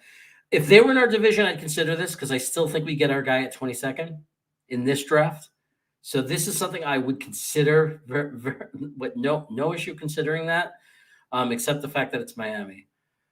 I don't consider that for a second, and that's tempting. That's tempting. But I did a pick like this before, and we lost Lloyd, we lost Nakobe Dean, and we lost Sauce Gardner. We lost everybody. So, and then I get fired by Gitmo Bob. So I'm risking my job if I take this pick. But you know what? That 88 is really nice. It's a valuable pick. So I'm going to gamble. I'm sorry, Bob. I'm sorry. Please let a linebacker slide. It always happens. And look, it went right away. Oh, no, Devin Lloyd is still there. Okay. Look at this. Look at how much we could build here. Like we could just go all day building up. But then people are going to say, are we going to just keep building forever? Like at what point do you start trying to get players to actually join the team this year? I'm going to reject these. I've done enough trading down. I did too. That's enough. Okay. Devin Lloyd is still there. That's why I'm not even considering the trade. Okay. We didn't get Nakobe Dean, but we got Devin Lloyd. Okay. That is not a bad thing. Okay. A lot of people have him ranked above Dean. Okay. I haven't seen him play as much, so I don't get as excited, but he's a communication guy. Okay. That's what he's known for. He's really good. CJ's not going to be around forever. So a benefit of this guy is not only does he have talent, he's the kind of guy that could wear that blue sticker. Is that the right color? Is it the blue sticker? I think it's the blue sticker. Whatever color sticker it is, he's the guy that could wear that special sticker. So I like that. He's a guy who can rush the passer. That was the one thing that threw me off on him and why I went more Nakobe Dean. But I don't think it's a bad thing that he could blitz. I just think that, are we overpaying for him because we're paying for something we're not going to use because we don't like to use our linebackers to blitz. But at 19 with the 24th pick, I say value. Look at Lindenbaum still there. That's amazing. If he slips down to the second round, we're grabbing him, by the way. Devin Lloyd, boom. He almost slipped, guys. Lindenbaum didn't go to third. Lindenbaum didn't get picked until 31. And I don't care. I know Bobby would have been mad at me. I would have taken him with the second round pick. Lindenbaum in the second round. Now I have no problem with that. So here we go. We're getting offers already. This would build up next year. We'd have a first in Arizona. We drop down to 56. We'd have Arizona's second and their third. That would really complete next year. Okay. So I'm going to think like JD and I'm going to say, I got some picks coming up right now. I'm going to get the guys I want. There's so much talent left here right now. I'm not worried about not getting the talents I want to fill our other spots. So I am going to. Oh, it seems like Gitmo Bob agrees with me on something, guys. That is so rare. We've been agreeing a lot, Bob. You and me. I think in the chats when we used to just do it in the chats, in other sites, we only focused on the disagreements because I think that we just agree a lot on. And part of it is because you influenced me, Bob. I respect your takes and the length of time you've been a Jet fan. I truly do, and you've definitely influenced me. I'm going to take this pick. It's not a pick that I'm thrilled about. It's not a pick I'm thrilled about. I don't like giving up the 35th pick, but I think we did so good with those first two picks. I think we could afford to do this, and because I believe that this is a 4 to 5 year rebuild. I really do. I believe that we need to keep pumping each year's draft. It's, in today's world with the salary cap and losing players, I think you got to keep pumping new talent in. So I'm going to say accept, to the chagrin of many. We're not going to do that with the 38th. Don't worry about it. We're not dealing with Buffalo. So this pick we're going to live with. And we got really lucky. You know why we got really lucky? Because one of the guys, when they're on the board that I pick with the 35th pick, is Jaquan Brisker. So right away, I know I got something I like. Right away, I'm a happy guy, okay? Because he's still on the board. I am not a fan of Trent McDuffie. In this case, I'm not taking defensive tackle this early. I do get tempted when I see David Bell. He is a wide receiver that I like. But it's at this point, taking David Bell here doesn't make as much sense to me because guys like Mechie slip. I mean, guys like Ross from Clemson slip, go further down. So I just don't need to do it now. If I didn't take one of the premier guys, at this point, it doesn't make sense right now to go for Bell. He does. Yeah. I mean, look, you get a first round quality pick here with the 38th pick in a position that we need. We need safety. So yeah, we're going to take Jaquan Brisker. I do it all the time. When he slips, I've done it with the 35th pick. So I'm not going to cry about doing it with the 42nd or whatever that was. Let's see. I don't care about that second so much. I mean, don't get me wrong, picks are great, but we already gained so many picks. Let's look at the other offer. 64 is not that far down, but we only gain a 135th. I'm looking at who's. Oh, you know what? There's somebody on the board that I want to take, so I'm going to reject this, and I'm going to tell you who it is, and it might piss some people off. It might make some people very happy. In this spot where we are right now, oh, look at Trey McBride. Wait a second. When do we go again? We go at 69. Okay, this makes me sad because the other guy I really like here is Roger Mccreery at cornerback. So I'll tell you the only reason I don't take Mccreery here, as much as I love him. First of all, cornerbacks, are hit and miss, obviously. And he's definitely not like Sauce Gardner. He's not as much a guarantee, but I love him. But to me, Trey McBride is just, and I know there are other tight ends, but Trey McBride to me is the number one tight end on the board. If I was writing it all out, Trey McBride is my number one ranked tight end. He lines up everywhere, man. He lines up at slot. He lines up on the closer to the line. Like he could go, when it's allowed. I know there's illegal formation, but I mean, like, so I don't want to misspeak here, but like I've seen him go and line up in so many different spots, like outside, and then come out from blocking. So we didn't get Sauce though, Tony. So we're gonna just say screw it with cornerback. Don't forget this is a long-term rebuild. We got more picks next year. We don't have to have that shutdown corner right away. We could look and see if Eccles actually becomes a solid starter. Remember, he's a rookie and he played okay. You never know, because look what Bryce Hall did in 1 year. So it's definitely not the room that has the biggest need.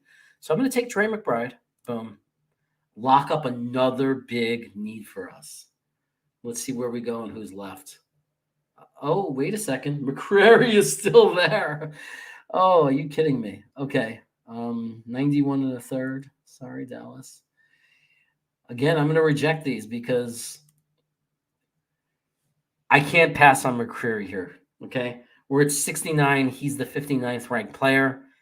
I have him in the top 4 for cornerbacks. Draft Tech has him. There are people who think he can go in the late first round or early second round. So this is late second round. I think there's great value here. I know we don't need it. It might not be the biggest need, but he's the last one. So I think he's the last one. Let me look.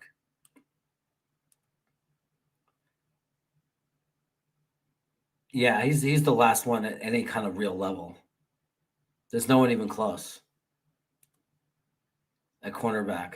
So if we're gonna throw another corner in the room, this is where you got to do it. So all those wasted words. What?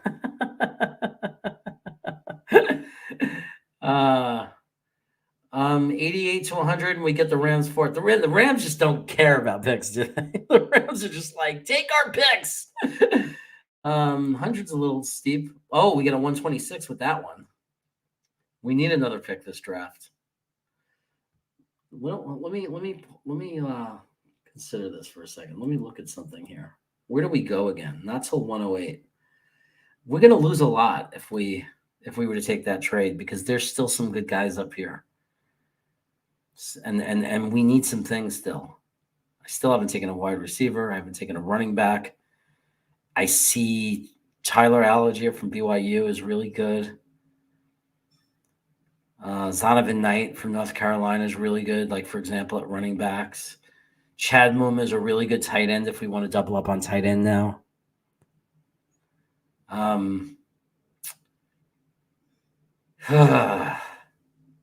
This is where I get stuck. This is where it gets tricky. This is where if I've eaten a teaspoon of the last dab, this is where I'm hurting, because if we go down to 108, like, and most of these guys are gone, there's a different level of players here. It really goes down. I mean, not completely. You might have Jerome still there. You might have Channing Tindall still there. So there are guys. I don't see any safeties if we wanted another safety, but I don't think we have to get 2 safeties. That's a free agency position where you can easily get a safety. You might get a safety. Plus, we can get a late safety because look, we take guys off the garbage sheet and turn them into good safeties, like Smoke Monday, and the name would be great. Can you imagine having a player named Smoke Monday? Be amazing. What do we do? What do we do, Bob? Do we double up on linebacker? Do we double up on safety? Or do we take a running back right now? We don't really need a running back, to be honest. We can get that next year. We're good with Carter and Coleman. We could sign a guy if we want to get rid of I think they like Walter. To be honest, I think they really like him. And it's really hard to deny that he had some good explosiveness. Good time for a good skilled position player, says Get Mo Bob. That's what I'm thinking. Now the question is Zonovan Knight or Algier. They're both really good. It's really tough. Let's look at what types of guys they are. Quick feet, the ability to alternate between short steps, longer strides, open fields. Promising athletic traits, impressive tape from his 2020 campaign where he put up 13 yards on carries, 13 touchdowns. 5'11", 220, so he's bigger. 22. Hey, wait a second. This is wrong. Oh, what's his hands last season? They're saying he's good with his hands. He was the guy that was catching all Zach's passes that year. And he was the guy. Oh, he did. He dumped off to him a lot. That would be great for Zach, right? That would be really good for Zach. He's a good receiving running back. We need that. That would be really good for him. He had a good. I remember from Zach's tape that I didn't realize he was the running back he was throwing to, but he was a really good safety valve for Zach. I'm going to take a fly. I'm going to just go for that. Boom. I'm going to take him. Let's go bring in a running back. Eat some of this chili. It's getting cold. Mm.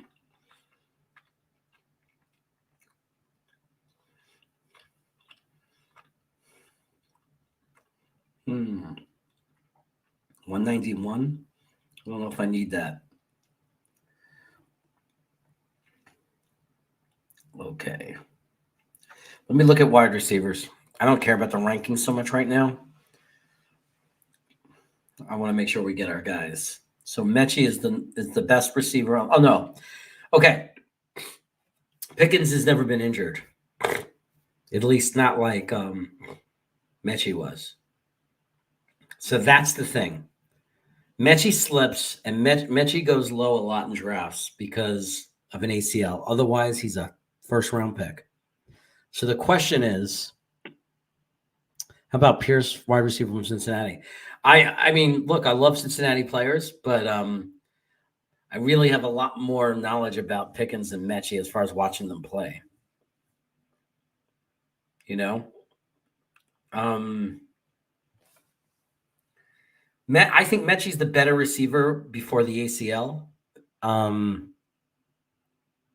So it's a really tough decision right now. But I'm very happy that both these guys are available now because I both think they potentially – I mean, they have the potential to be wide receiver ones. But more realistically, either of these guys could very easily be WR2s. They're deep threats. –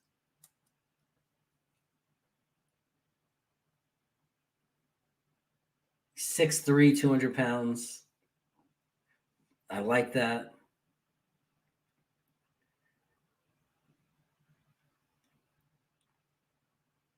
He makes really good catches. I like that. He has good hands. Zach needs someone who doesn't drop the ball. He's big target. I mean, it's really all about his route running. You know, that's what JD's going to know that, by the way. I don't know that yet, but JD is going to know that. I need someone like Play Like a Jet, videos, Luke Grant. I need Luke Grant, like he's going to be doing videos to tell us things like that. We need to know if he's a good route runner. Joe Blewett might do some stuff, but we really need to know if he's a good route runner. So my drafts will get better and more informed when those guys start putting out that content. Because the truth is, we've learned now and we know what our team needs and what our team values. Thanks for joining us, Payo Time. Have a great night, man. Take care. Good night. Thanks for hanging around. So this is who we got for those who want to update. Hutchinson, Devin Lloyd, linebacker, Brisker, Trey McBride, Mccreery, Tyler Alger. So we got running back, cornerback, tight end, safety, linebacker, edge. We've addressed almost all the big positions of need, except for guard. The reason we made that trade and ended up getting Devin Lloyd, we were very lucky to get him, is because we were offered. Look what we were offered. Oh, we made a pick before that. That's right. I'm forgetting the pick that we made before that. Let's just say we got a first-round pick next year from Pittsburgh. So we're very excited about that. Take a flyer on Mechie. Yeah, I mean, again, Mechie is the better wide receiver. He's the speedster. He's the big play guy. He's like the typical Alabama guy. You know, I mean, you know how those receivers come into the NFL and usually they crush it. You know, it's all about separation. And they're already saying he's really good on the routes. So I say that even if he loses a couple of tenths on his speed, that's what all it'll be. Like at his age, like he'll come back from the ACL and he'll still have that 4.445 speed, maybe instead of 4.243. So I mean, he was really fast. So I think he's going to be okay. Yeah, we'll take the flyer on Mechie. Let's go for it, right? Let's try to get the number one. We could take Pickens too now if we want. He's still there at 115. But I think we need to start addressing some other things. I'm just saying we could take Pickens there if we wanted. If we really want to fill the room with some young receivers. We got to go back to all. Let's see how we're doing at all. So now's the time where I go for value, right? It's 115. We're at pick 115, and we haven't taken a tackle. We have no information on him, but I'm going to take the highest ranked tackle on the board, even though Zachary Carter's there and I know a little bit more about him, seen him a little bit more. We'll know more again. Future drafts, I'm going to know more. I'm going to know if it's Travis. Like in a situation like this, do we want Jones? Do we want Zachary Carter? Do we want Matthew Butler? Like, which is the defensive tackler that we want?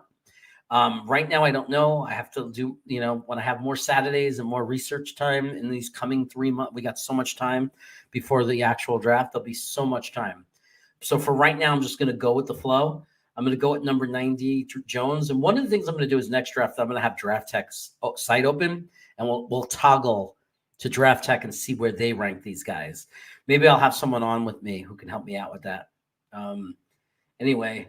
Did I say hi, Braden? I gave the update on the draft for you. So I do see you out there. I don't know what time it is. I'm guessing it's early in the morning for you right now. So maybe you woke up and just saw me on here. 167 for 184. I don't see the point in doing that. I don't want to screw up next year. Look at George Pickens still up there, making me look like a genius for not taking him. I really would like a guard or, like offensive line. We didn't do that. Let's I don't want to reach, but so as far as tackles go, Braxton Jones, I don't know these guys. I mean, they're all just darts. Cade Mays?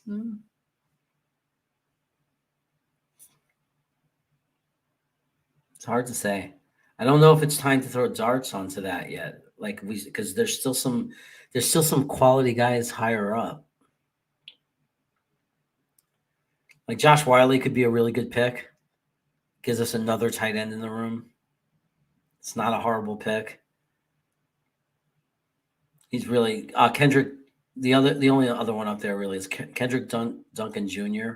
As a safety.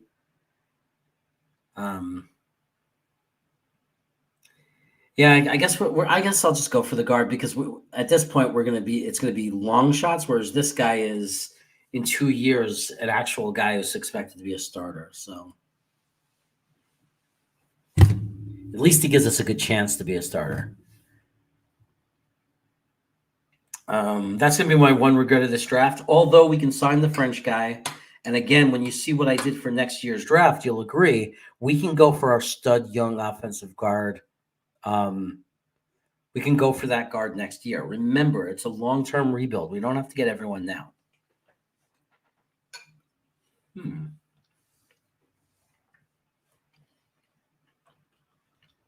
We're at 159. And this is our last pick. It's our last pick, guys. There's a pretty good corner in that, but we already took a cornerback, right? We got Mccreery, didn't we? Yeah, we got Mccreery. I mean, how many guys can we fit in that room even? It doesn't make sense. Even though I like Jalen Armour-Davis, I really do.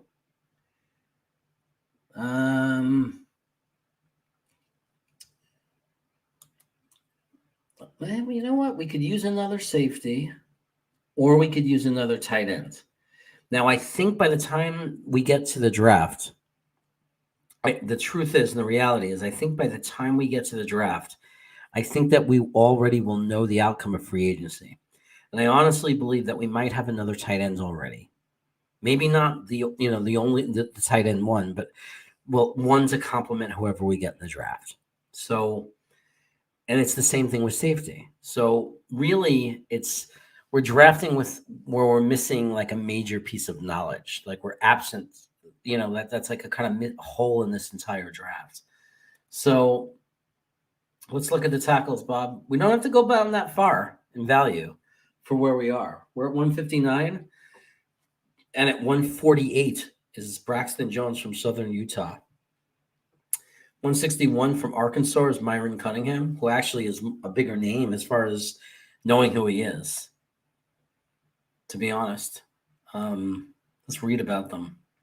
Coming soon. So they have nothing on this guy, Braxton Jones. Myron I've heard of. The only reason I know that name is because I've watched Arkansas play a few times. Yeah, we'll just go for the highest ranked guy. Braxton Jones looks like good value, 148. I think Bob will like that one. Isaiah Palomalo is still up there. It's interesting because he's it's interesting because he is one of those guys that you just wouldn't be surprised if he ends up being really good. You know what I mean? It's just you get that feeling. He's all the way down at 179. He might make it to undrafted free agency. I doubt it. I wish I had another pick. I really do. And a lot of drafts we have another pick, and I've taken him before, Braden. I've definitely picked him in mock drafts before. But I won't forgive myself if I don't get at least one tackle onto our development, team practice squad, or into the room. I think every year you have to take at least one shot. You just never know when a guy like this, like a 148, is not that for an offensive lineman. That's not. There's plenty of offensive linemen in fifth rounds, and I think 30. Let's see, times 5, 150. Yeah, around the area of fifth round that pan out, or they end up being very good backups to have, like guys who could be starters. I just think that we can get safety. Again, we'll know more after free agency. But anyway, everybody will get to see how we did. Doesn't it suck not having a 6 or a 7? That might change by the time we get to the draft.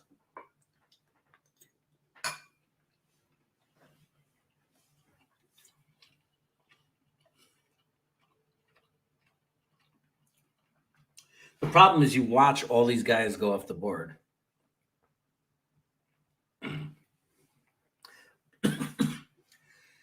Okay. So let's look. We ended up with Aiden Hutchinson as our edge. Nobody, I mean, most people now, like, obviously after that Georgia game, there's a lot more doubt, right? I still think we got to take him if he's there. I personally, I think we've seen so many busts at edge. It's so hard to know who it's going to be. But you just, and the rankings might change by then. He's certainly not. He should have went. He should have dropped back down to number 9 overall. It's just the position. It's like quarterback, and we need an edge, so we take him. Devin Lloyd at linebacker. I think I'm more excited about Nakobe Dean because I've seen him play a lot more. But Devin Lloyd is, he's the other guy. Just because I don't know him doesn't mean he's not better than Dean or as good as Dean or he has just as much of a chance to be a superstar linebacker. So we grab him. We desperately need a linebacker. There's just no question about it. And then we get lucky. We get, with the 38th pick, we get a lot of value in Brisker. So we get the only safety, obviously Hamilton's the best. Brisker's the only one that, different sites disagree. Some people have Battle, some people have Brisker. But if Brisker's there, I take Brisker. For right now, unless that changes after some analysis. Again, we have a lot of Jets people content guys out there. Luke Grant, Jets Factor, that might put up some tape on some of these guys and clarify for us. And I'll be watching those, so I'm just like you, I learn from providers. I don't trust the press, boycott the beat, boycott the beat. I listen to my fellow, I learn from our people. So we'll see. Yeah. I've taken Brandon Smith many times. Every time we miss out on a linebacker or every time I go a different direction in the first round, my rule is you got to grab Brandon Smith. So he's the third guy that if you don't get the top 2, you have to get Brandon Smith. I even had a draft where I took Brandon Smith and Nakobe Dean. So I ended up with both of them. So, which I don't think anybody would complain about. Then we get Trey McBride. That to me is one of the most solid things that I love. I love every where did he go? We can look at the results, Braden. We can see where people went. That's a good idea. I rarely do that. So I love Trey McBride, guys. I watched a lot of tape on him. It's going to be really hard to convince me that there's a better tight end in this draft than Trey McBride. Right now, he's my guy. Okay, I think he's going to be special, and I think he's really going to help Zach Wilson. I think it's going to change our offense. I think it's going to be such a huge addition to our offense. Roger Mccreery is a gift at 69. I don't think cornerback is a must at this stage. I think before we become a Super Bowl team, we're going to need another cornerback, and I would love to have a shutdown cornerback or even a Bryce Hall quality cornerback. I don't think it's impossible that Eccles can end up being really good and giving us a fine secondary. Especially, I think it's possible. But at the same time, if a guy like Mccreery is there, if the value is there, I think we have to go for it. My wife's trying to make me fat. You know what? I'll take it. It's Friday.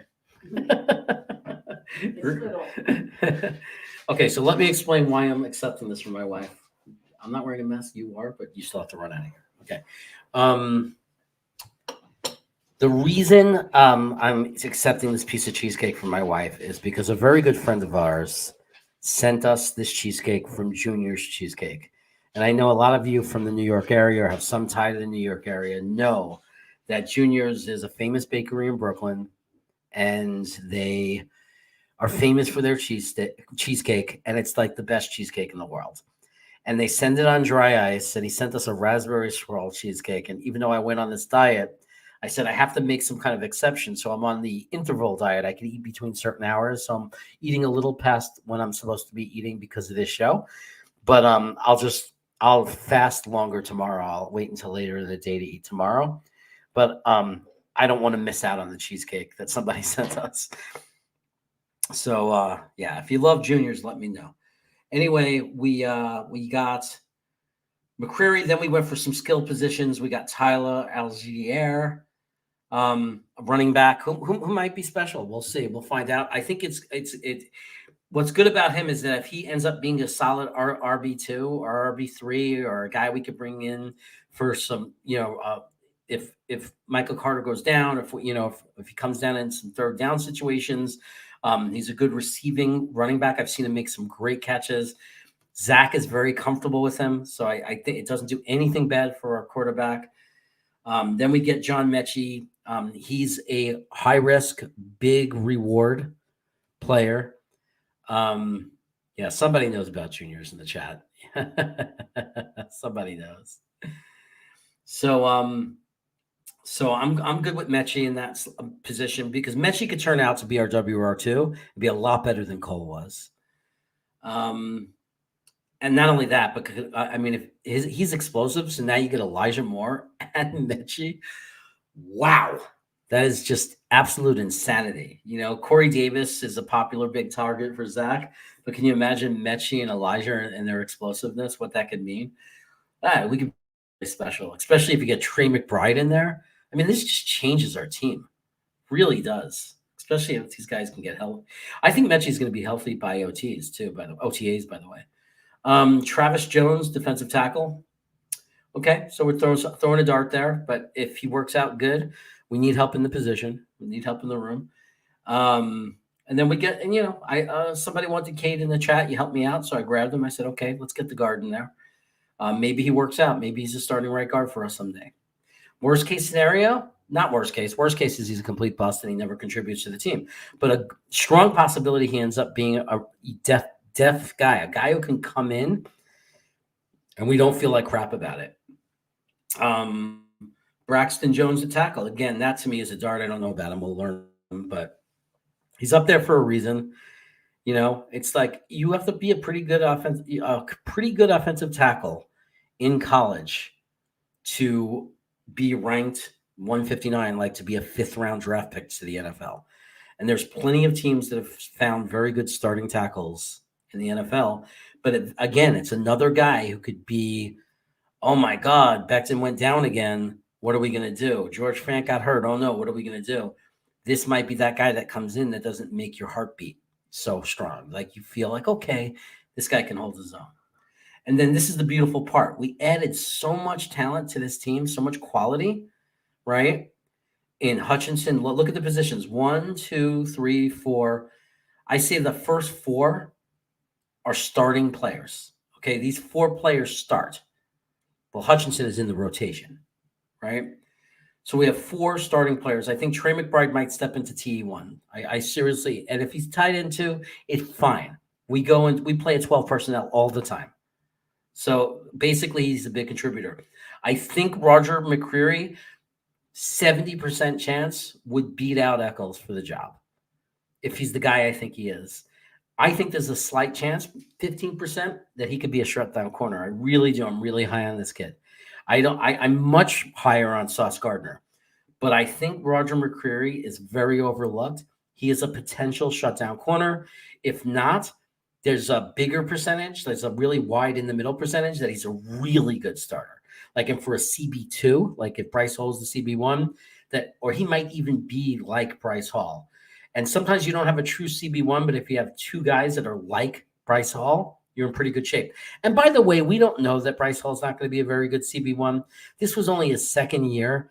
And there are some categories where he's with the guys on top of the league. So we have to remember that too.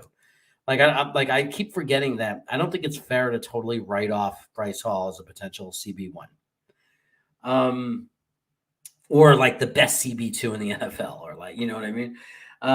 So that, and then the great news to all of this. Oh, and by the way, Mechie might be a wide receiver too. Maybe it'll take an extra year, but he might contribute right away. So look at all those guys. Tyler will play right away. Won't be RB1, but he'll contribute. Look at all these guys these guys provide depth right away. Possibly. We'll see how they do in camp. Travis Jones might actually play. So you get all this help, right? And then you add a 1st, a 2nd, a 3rd, and a 6th. A whole, almost an entire extra draft class, right? An extra 1st, the top 3 rounds, we get an extra pick. So again, we'll go into a 3rd draft in a row with 2 number 1s and 2 number 2s. And this draft, and this time we go into next year with 2 number 3s, which would be beautiful. Yeah, and Bob makes a great point, right? The thing about Eccles you have to realize is especially because don't forget, Eccles is going to be a better cornerback next year, right? It's very hard if you go into. I mean, find examples of cornerbacks who don't improve their second year. Cornerbacks get picked on their first year. Cornerbacks are targets their first year. Cornerbacks get better. Not only do they get better their second year, cornerbacks prime years 4, 5, 6, 7. Okay, so this guy has a lot of ceiling left. Eccles has a lot of ceiling, and even Bryce Hall has ceiling left.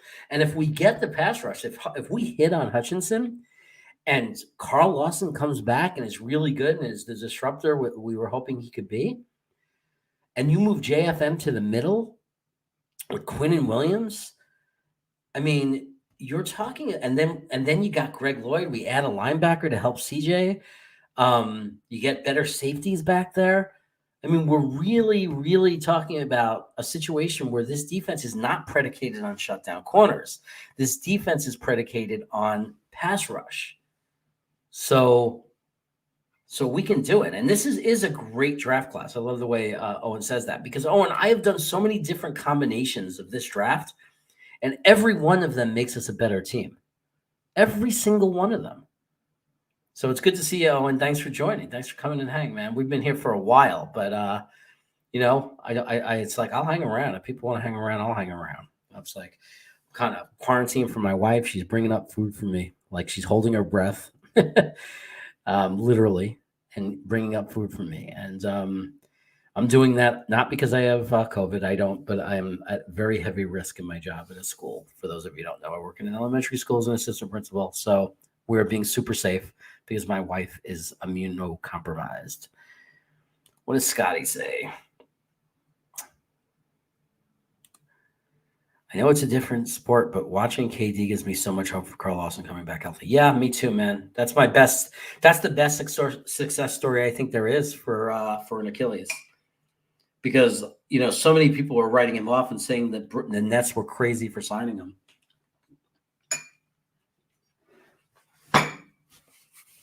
And now he's just as good as he ever was. So,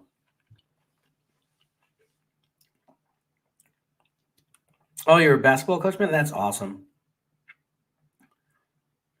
Yeah.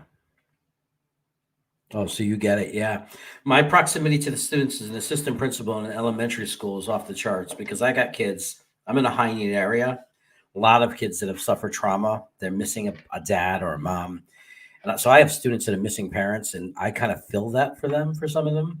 So it's very hard to pry away from them because of the pandemic. It's like I'm masked. They have to wear a mask, but they come over and they want to hug and they want to be near you. And, and it's really hard because it's like, if you pull away, you could kind of re-traumatize them because you're filling a void in their life. So it puts me in a high risk. So I put my head as high as I can. I'm wearing an N95 mask, but this thing is really spreading around a lot of, it's really on fire, the Omicron. If my wife was able to be vaccinated and didn't have these issues, we wouldn't be as concerned. It would be like if she was just a regular healthy person, I'd say, okay, we would just, we'd risk it if, we would be careful and we would try not to get it, but it would be a different story. But like, because of our situation, I just have to do that. I have to be super, super careful. But Carl is young. He'll be okay. And absolutely, it's awful. COVID ruins it all for the kids. Yeah. Yeah. Yeah, it sucks for the kids, man. My kids came back and it's just been rough. Like, and it's been so hard to run the school. Like we're missing staff all the time, and we have to go through all these protocols when somebody, is positive and who was close contact. And it's just been a disaster. It's been a nightmare. Yeah, it's funny about people taking Stingley. I don't know. I don't think I've taken Stingley in any draft. I may have once, and I think Gitmo Bob probably like ripped my head off for it. So I was like, I'm never doing that again.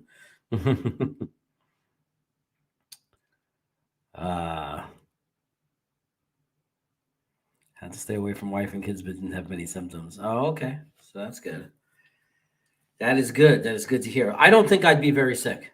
I was just, it's my wife we're worried about. Like, I'm confident. I'm triple vaxxed, I think that to me it would be, I mean, it might be a little worse. Like I might get a fever and I would suck for a bunch of days. But yeah, it's all about my wife. That's the problem. Hey man, thanks for hanging around so long, Gitmo, man. I appreciate it. I really appreciate your support. I'm glad you had a good time. How'd you feel about that second draft? Do I get a grade?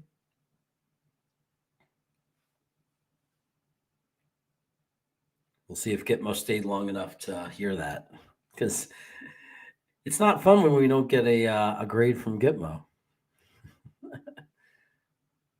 But he's not going to just rush it in. He's going to think about it first. You're going to give it an A?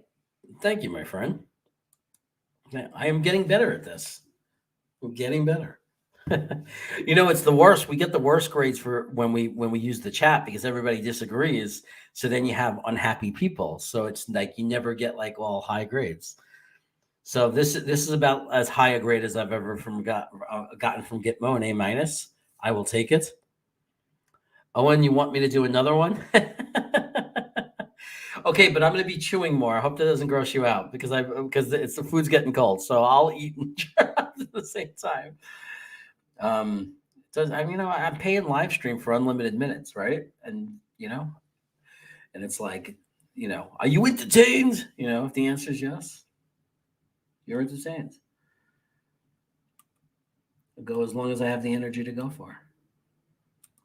Oh, what's going on here? I don't want this. Oh, I got to get rid of the advertisement. I hate it when I hit the wrong. Jets. 7 full rounds, baby. Super fast because we don't got all night. And let's draft. So Owen said it's fine if I chew while I go.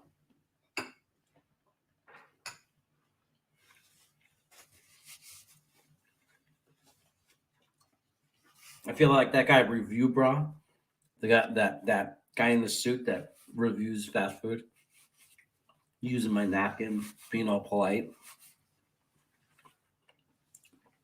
Okay, before we consider this trade, we have to look at who's on the board. So this is the nightmare.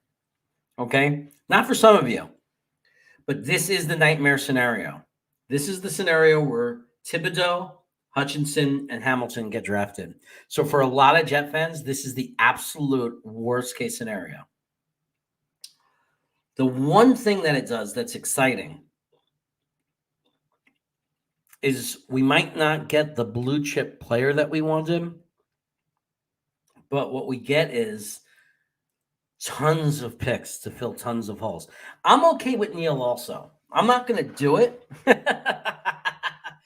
I'm not going to do it. Okay. But Owen, I am not against it. So a lot of people, a lot of people are getting very mad at each other, like in the chats, right? Like you see it in those big in the bigger forums. And I'm going to be really honest. I am okay. I trust Joe Douglas. I trust that he has a plan and he's smarter than me and he has a plan that I don't know about. And if his plan is we're going to do defense last, like we'll get some better players in there. We're going to rely more on coaching and middle round players. And then we'll add the sweetener, in 2 years from now. And when we go into 23, 24, like right when we're ready to go and really push for a Super Bowl, I'm totally cool with it. So I've done drafts that I go offense first. I've done drafts where I go wide receiver OL, and then I stack up on defense late. So, but when I don't get the edge, it's when I don't get the edge, I love what you're saying, Owen. When I don't get the edge, I stack up on picks and just get a lot of players, right? So some of them are gonna hit. Like we'll get a lot of guys in the second, third round, and if they all hit, oh my God! But we're gonna get some hits. We're gonna get some good quality and value. I love a thing like this. You know what I love the most about it? I love that 16. We're still gonna get a really good player at 16. I love that we get an extra 47 because there's a lot of talent, tight ends, safety, linebacker, right in that area, right? Because we're getting used to this board and we know that. So we have right away for this 4 pick, I'm not getting one of the guys I love, right? I'm not getting Thibodeau Hutchinson. I'm not getting to address the edge in the way I wanted to. I lost that. For people who like Hamilton and just want the best quality player, he's gone. And there are some moments where when I go back and forth on Hamilton, right? When I watch his tape, we got to take Hamilton. And then when I think more position and I think about where we are and I think about like the premium positions and I hear people like Matt O'Leary, I kind of sway away from him. But you have to understand that Hamilton is such an impact player, or could be. He might potentially be we don't know for sure. But if you guaranteed me he was going to be like Ed Reed or Troy from Pittsburgh, or better yet, Ronnie Lott, if that was a guarantee, if we knew that's who Hamilton was really going to be, if Joe Douglas feels confident that that's what's going to happen, his scouts and Joe Douglas know more than I do. So if they really believe it, I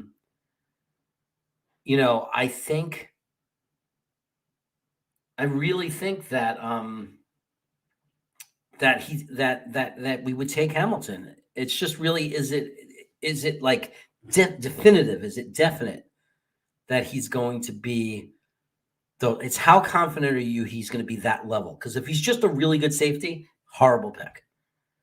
Because we can get good to a really great safety in our scheme, in our system, and it's just not a big difference in what predicates our defense and its success. It just isn't. But if he's Ed Reed, if he's Ronnie Lott, if he's Troy, I don't never try to say his last name, Troy P. If he's any one of those 3 guys, then it's definitely the right pick. There's no question. These guys are transformational players. They transform your organization. Am I saying it right? Transform. They totally change your organization.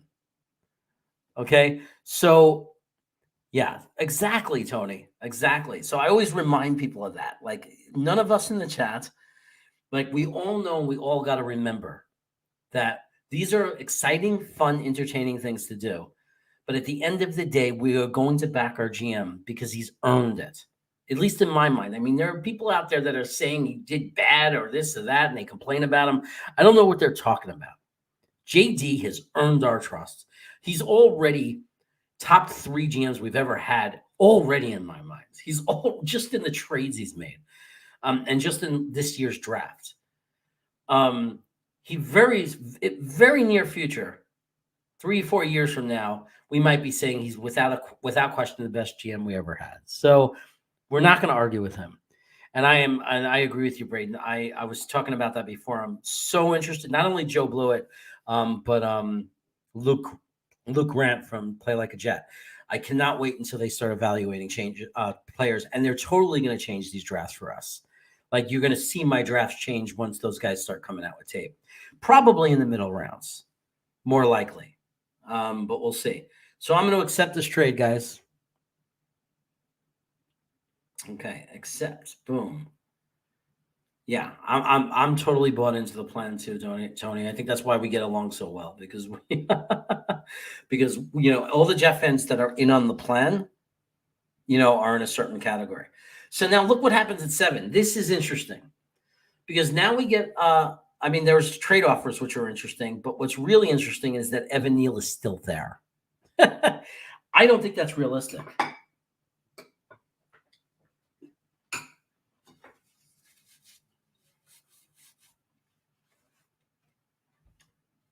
I'm going to tell you what Evan Neal does. What we have to remember is that Evan Neal, if he was there, is able to play guard. Okay, so he could start his career like next year. If we're not able to fill the guard position, if the French guy is not as good, because people are saying, what are we going to do with him? What if Becton looks amazing? If Fant is healthy? You can't sit those 2 guys. But Neal is I mean, everyone says Hamilton's generational. Neil might be generational. He's like the biggest lock I've ever seen. Like, I've never seen a lock like him. I mean, he's just a beast. A beast. I mean, he just owns the defensive lineman he plays against. He just owns, and he does it every game. If you ever just watch, learn his number, and watch every Alabama offensive play from any game from the 21 season. Like, go to YouTube and say Alabama versus, let all the teams pop up and just say all plays, or you say Evan Neal, and you'll get that option. If you look a little bit on YouTube, you'll be able to watch every play, and you just watch him. It's ridiculous. I have never seen him available at 7, I don't think. I don't like that trade offer anyway, because I don't love the trade offer. I mean, 44 is a great pick, don't get me wrong. But they won our 159. This one is, I'm not going to lie, is super tempting. But, that's a super tempting trade. I'm not going to lie. But I think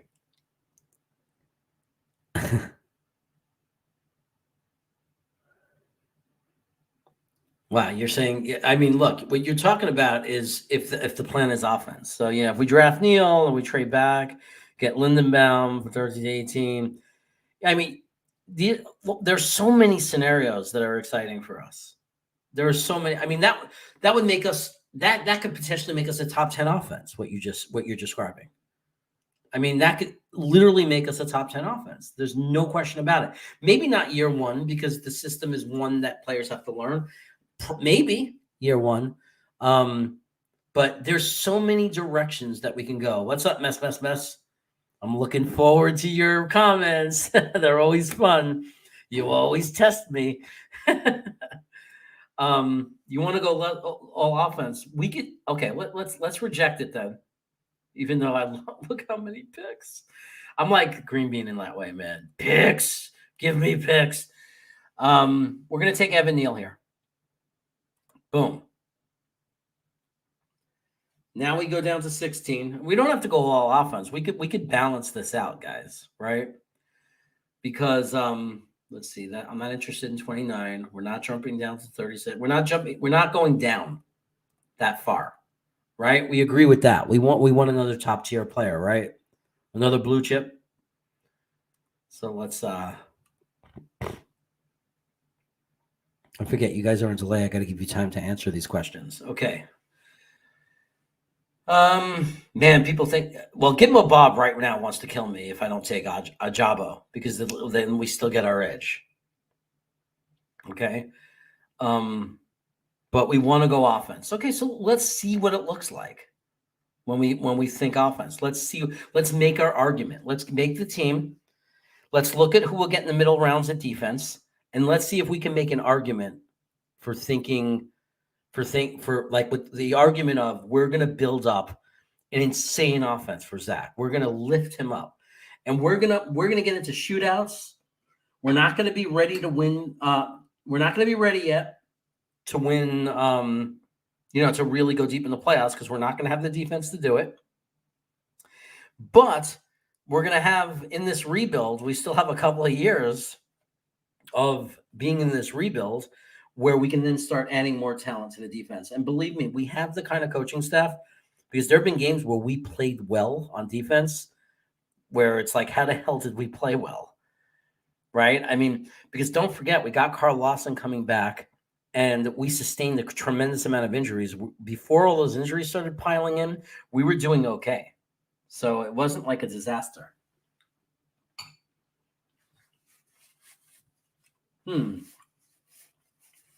Lewis Sign is still on the board at safety, guys. Even though we said we were going to go offense. I don't see a lot of offensive guys on the board right now.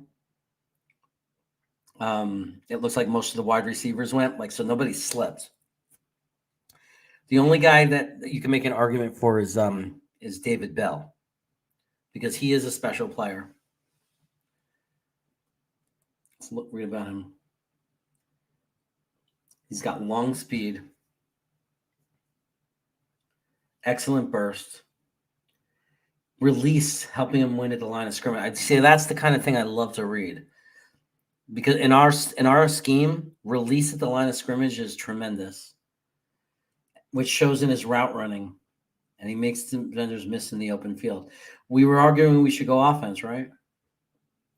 Let's look at the trade. Let's look at the trade offer. 44, 75. I say we get Bell with the next pick anyway, so why not take the 44 and the 75 here? Let's gain that 75th. We're going to need some more picks to get some defense. I'm not dropping to 60. David Bell's still up there, by the way, at this pick. When's our next pick? Let's see. 38. So our next pick is 44. We could still probably get him. We have an opportunity to pick more. Second and fourth, which helps next year. Well, I'm not doing business with you because you're New England. Not even Joe Douglas should touch or go anywhere near that.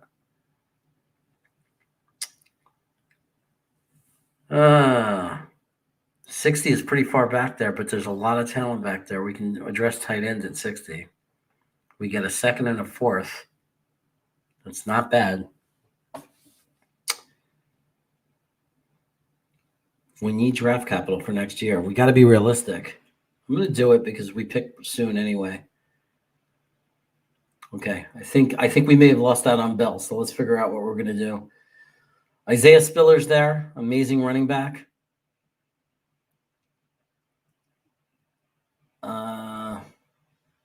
We got another pick coming up right away. I don't love the guys that are left on the board except Drake Jackson at edge. Breece Hall is there. There's some great. We got two amazing running backs right now we're looking at. Let me go onto this board and make sure that we're definitely on the top. Yeah, we are, because I made that mistake before. Let's look at this trade. A third round for next year to go down a bunch of picks. I'm going to take this one. You guys are going to kill me, but you'll love me at the end when you see what we're going to build for next year. I'm not going to keep trading down. Don't worry. Sorry, Seattle. Your second looks very tempting, but I'm not going to do it. I'm not going to do you. Nope. Okay, we got to pick now. We got to do something. Here, let me show you a wide receiver that I think we can go wide receiver. There's a wide receiver down there that I really like. I'm going to take Spiller. It's 38. We're picking 47th. He's the 38th ranked guy, number one ranked running back on Draft Tech. Let's just go Spiller. Let's just take a stud. I mean, can you imagine Michael Carter? To me, looks like he has the potential. The ceiling with Michael Carter is top 8 running back in the league, maybe even higher. I'm totally serious about it. Like Michael Carter might be. I mean, what I'm looking at and seeing him do as a rookie is just ridiculous. I know we have a lot of running backs mess, but I want quality. I mean, our offense is built on run. I want running backs who are going to dominate. You know what I mean? Like, look at what Henry does for Tennessee. Look at Tennessee. Look at Indianapolis. I want that.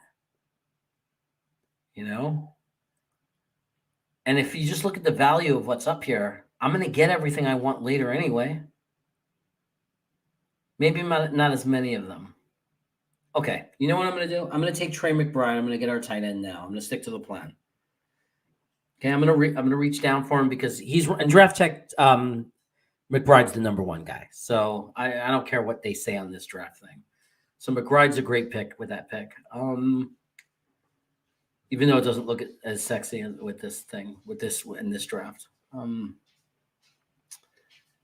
Okay, let me look at where our next pick is here. 52-60. I still think that we get our wide receiver at 60 still. The guys that I'm looking at. Still see those wide receivers down there that I like. Yeah, there's a bunch. Took my tight end. So we went offense with all 3 first picks. We got our tackle, our center, our tight ends. I think we've got to start looking at defense. But there's no one up here. There's no value for defense up here. That's the problem. There's no value, except there's only a cornerback. So what are we going to do? I mean, there's just no choice. I mean, I would never do this in real life. I would never not take any defensive guy with our first 5 picks. We're just playing around right now. Let's take man,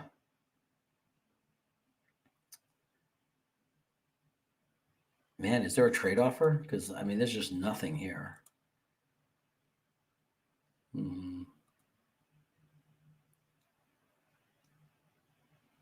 I'm not liking any of that either. I don't like Tolbert. I like there are guys I like better. Man, if I take Wademeyer, you guys are gonna freak out because I already took McBride. You guys will kill me. Mets will lose his freaking mind. Double tight end. It's just nuts to do that, man. It's absolutely nuts. But okay, I'm chaos, right? I got to start living up to my name. Okay, so here it gets interesting.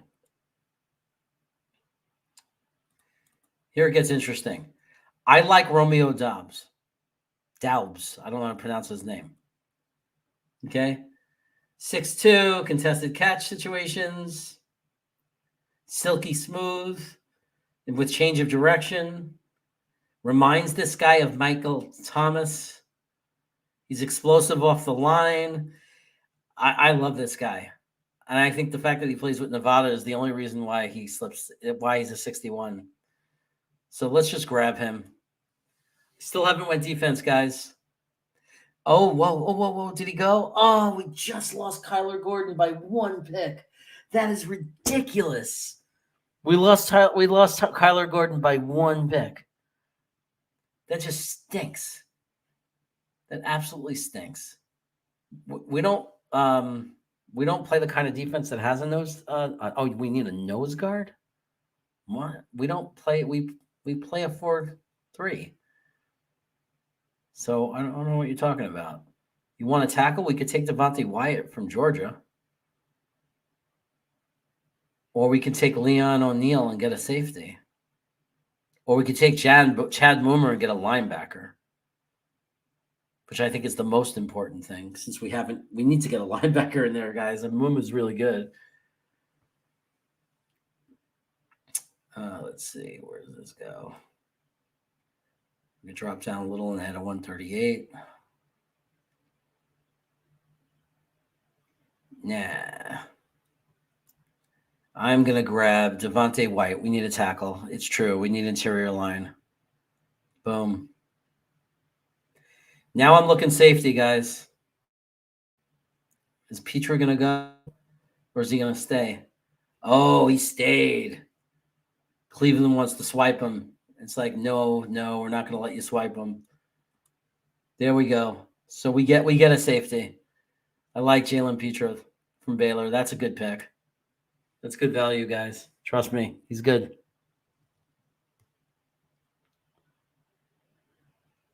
Abraham, tackle. Well, I'm not taking any more offensive linemen. So, I mean, any GM who did that would get shot.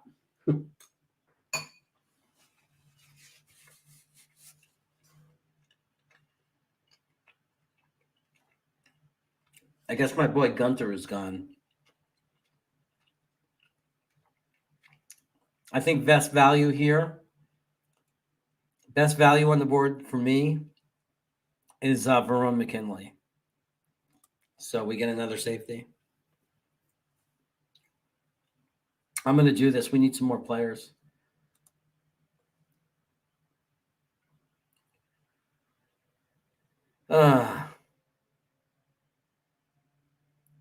Okay, let's throw another linebacker in the room. I like Sincere McCormick. He's a running back. Oh no, there he is. Servosia Dennis. So I'm going to go Servosia Dennis at linebacker. It's a little far down there, but I love the guy. I got him last pick. Oh, Gunter was still there? Oh, please let him still be there when we go. I think he just disappeared. I didn't know that Gunter was around. Oh man, you know who's gonna kill me for not taking Gunter? What's his face? Rusty Spooner. Okay, this is who we have drafted. We have Evan Neal, Tyler Linderbaum. So our offensive line is now we're ready. We're talking about if Becton comes back good, Fant, Linderbaum, Evan Neal. Now we're just AVT. We're talking about a potential top 5 offensive line in the NFL, and maybe top 2 in a couple of years from now. So I mean that. So while people would hate this and laugh at us for this, think about that. We'd have like an Indianapolis Colts type offensive line. I mean, it would be insane. Trey McBride will make all the difference for Zach Wilson. So imagine all of a sudden Zach Wilson has a great offensive line, which is going to make Michael Carter a ridiculous running back. Plus, we have another running back I think we added. So now you give him an extra receiver in Trey McBride, a guy who could line up anywhere, right? Then you get Jalen Wademeyer. So when we play a 12 personnel, you get a guy who is a better blocker, who's also a good receiver. Wademeyer a very good blocker. So the McBride-Wademeyer combination is perfect for a 12 personnel. It's absolutely perfect because you have a tight end there to block one, and then they both could receive, and McBride is not a bad blocker. So you can dupe the other team. Like they don't know which tight end is going to go out for a pass. Romeo, wide receiver, has the potential to be a very good wide receiver, could be a very good WR2. So if you have like a Berrios playing in the slot, if we don't keep Crowder, and you have Elijah Moore and Corey Davis, and then you add in a young guy like Dubs to develop, I think you're onto something pretty special. And we don't know that he can't transform into a slot as well, because he's very fast off the line of scrimmage. Chad Muma is a very underrated linebacker. I don't know if he's going to be there at 69, but don't sleep on him. People were excited if he was able to stay healthy with Blake Cashman. This guy is better than Blake Cashman coming out of college. So if he stays healthy, this guy could be a contributor. So it wouldn't be bad. We may end up, even if we go offense, we might end up with a linebacker that can play. Devontae Wyatt, I like having more defensive tackles in the room. I think it's a weak spot the way some of those guys played this year. I think we're lucky to have this safety slip to us at 101. Jalen Petrie, I think he's really good. I think Verone McKinley is good. I've watched him a lot because I watch Oregon every week. So I think we throw 2 safeties into the mix. They could both end up being starters, or they can end up being like our best safety and our third safety that comes in, something like that. Cervancia Dennis is a good linebacker, so that's another good linebacker we're throwing in the room that could potentially be a starting linebacker, maybe development the first year, but he might end up being a very good linebacker for us. I don't know if Joe Douglas is going to do this, though. We all feel that we need linebackers. He didn't feel that way last year, so I don't know. We'll see. We still have 145, 159. So the idea is, what are we going to do now? I feel like we need developmental players in some positions, right? So where do we want to put the developmental players? Do we want to develop more offensive linemen with the guys we just picked on top? Do we want to go for maybe a wide receiver? That would be a developmental player. Or do we want to, it's really just up in the air right now. So it's interesting.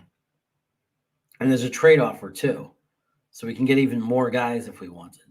But how many guys can we bring in? I mean, it's like you can't sign them all. It costs a lot of money. And you know what I mean? Then who are you going to start cut? You're going to have to cut players. I mean, not everyone's going to make it. I feel like it's not worth giving up our 6th pick next year. So look at that. Jeremy Ruckert was still there at 132. So Sam Laporta. We really don't have to go that high up on tight end, especially for the second one. A lot of things we could do here. Did we take a running back? I don't think we took one. So let's go for a running back. Let's look at Rashad White. What are they going to say about this guy? This kid. Physical play is just really tough to bring down. This is a result of sheer toughness, but also excellent contact balance. Rarely we see White taken down first contact.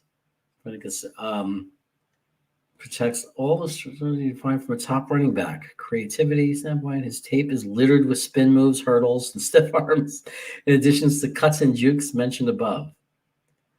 From a mental standpoint, White displays impressive vision. He uses this to find the running lanes. What's not to like about this? From where you can see, what is not to like about this guy? It's also saying he's good at protecting the quarterback. Why not take a flyer with a guy like this? Rashad White. Let's bring in a young running back. Okay, what are we talking about? What is Christopher saying here? Let's see. There's no way these tight ends are going to be rated this low. This draft simulator is not. Yeah, I know. They updated a little bit. They need to update it a lot more. There's no question about it. I'm going to try to find another one, Christopher, so we can have some fresher perspectives. Yeah. I usually use the first pick and then trade the second one if we get an edge. Oh, and, I think we agree on that. Oh, I'm getting tired, guys. So I'm going to just say, let's grab any of these guys a slot receiver. 162 pounds, slot receiver. I'm just going to take him. Calvin Austin from Memphis. I like it. From Memphis. Let's just throw a dart and see if we can get a future slot receiver in that spot.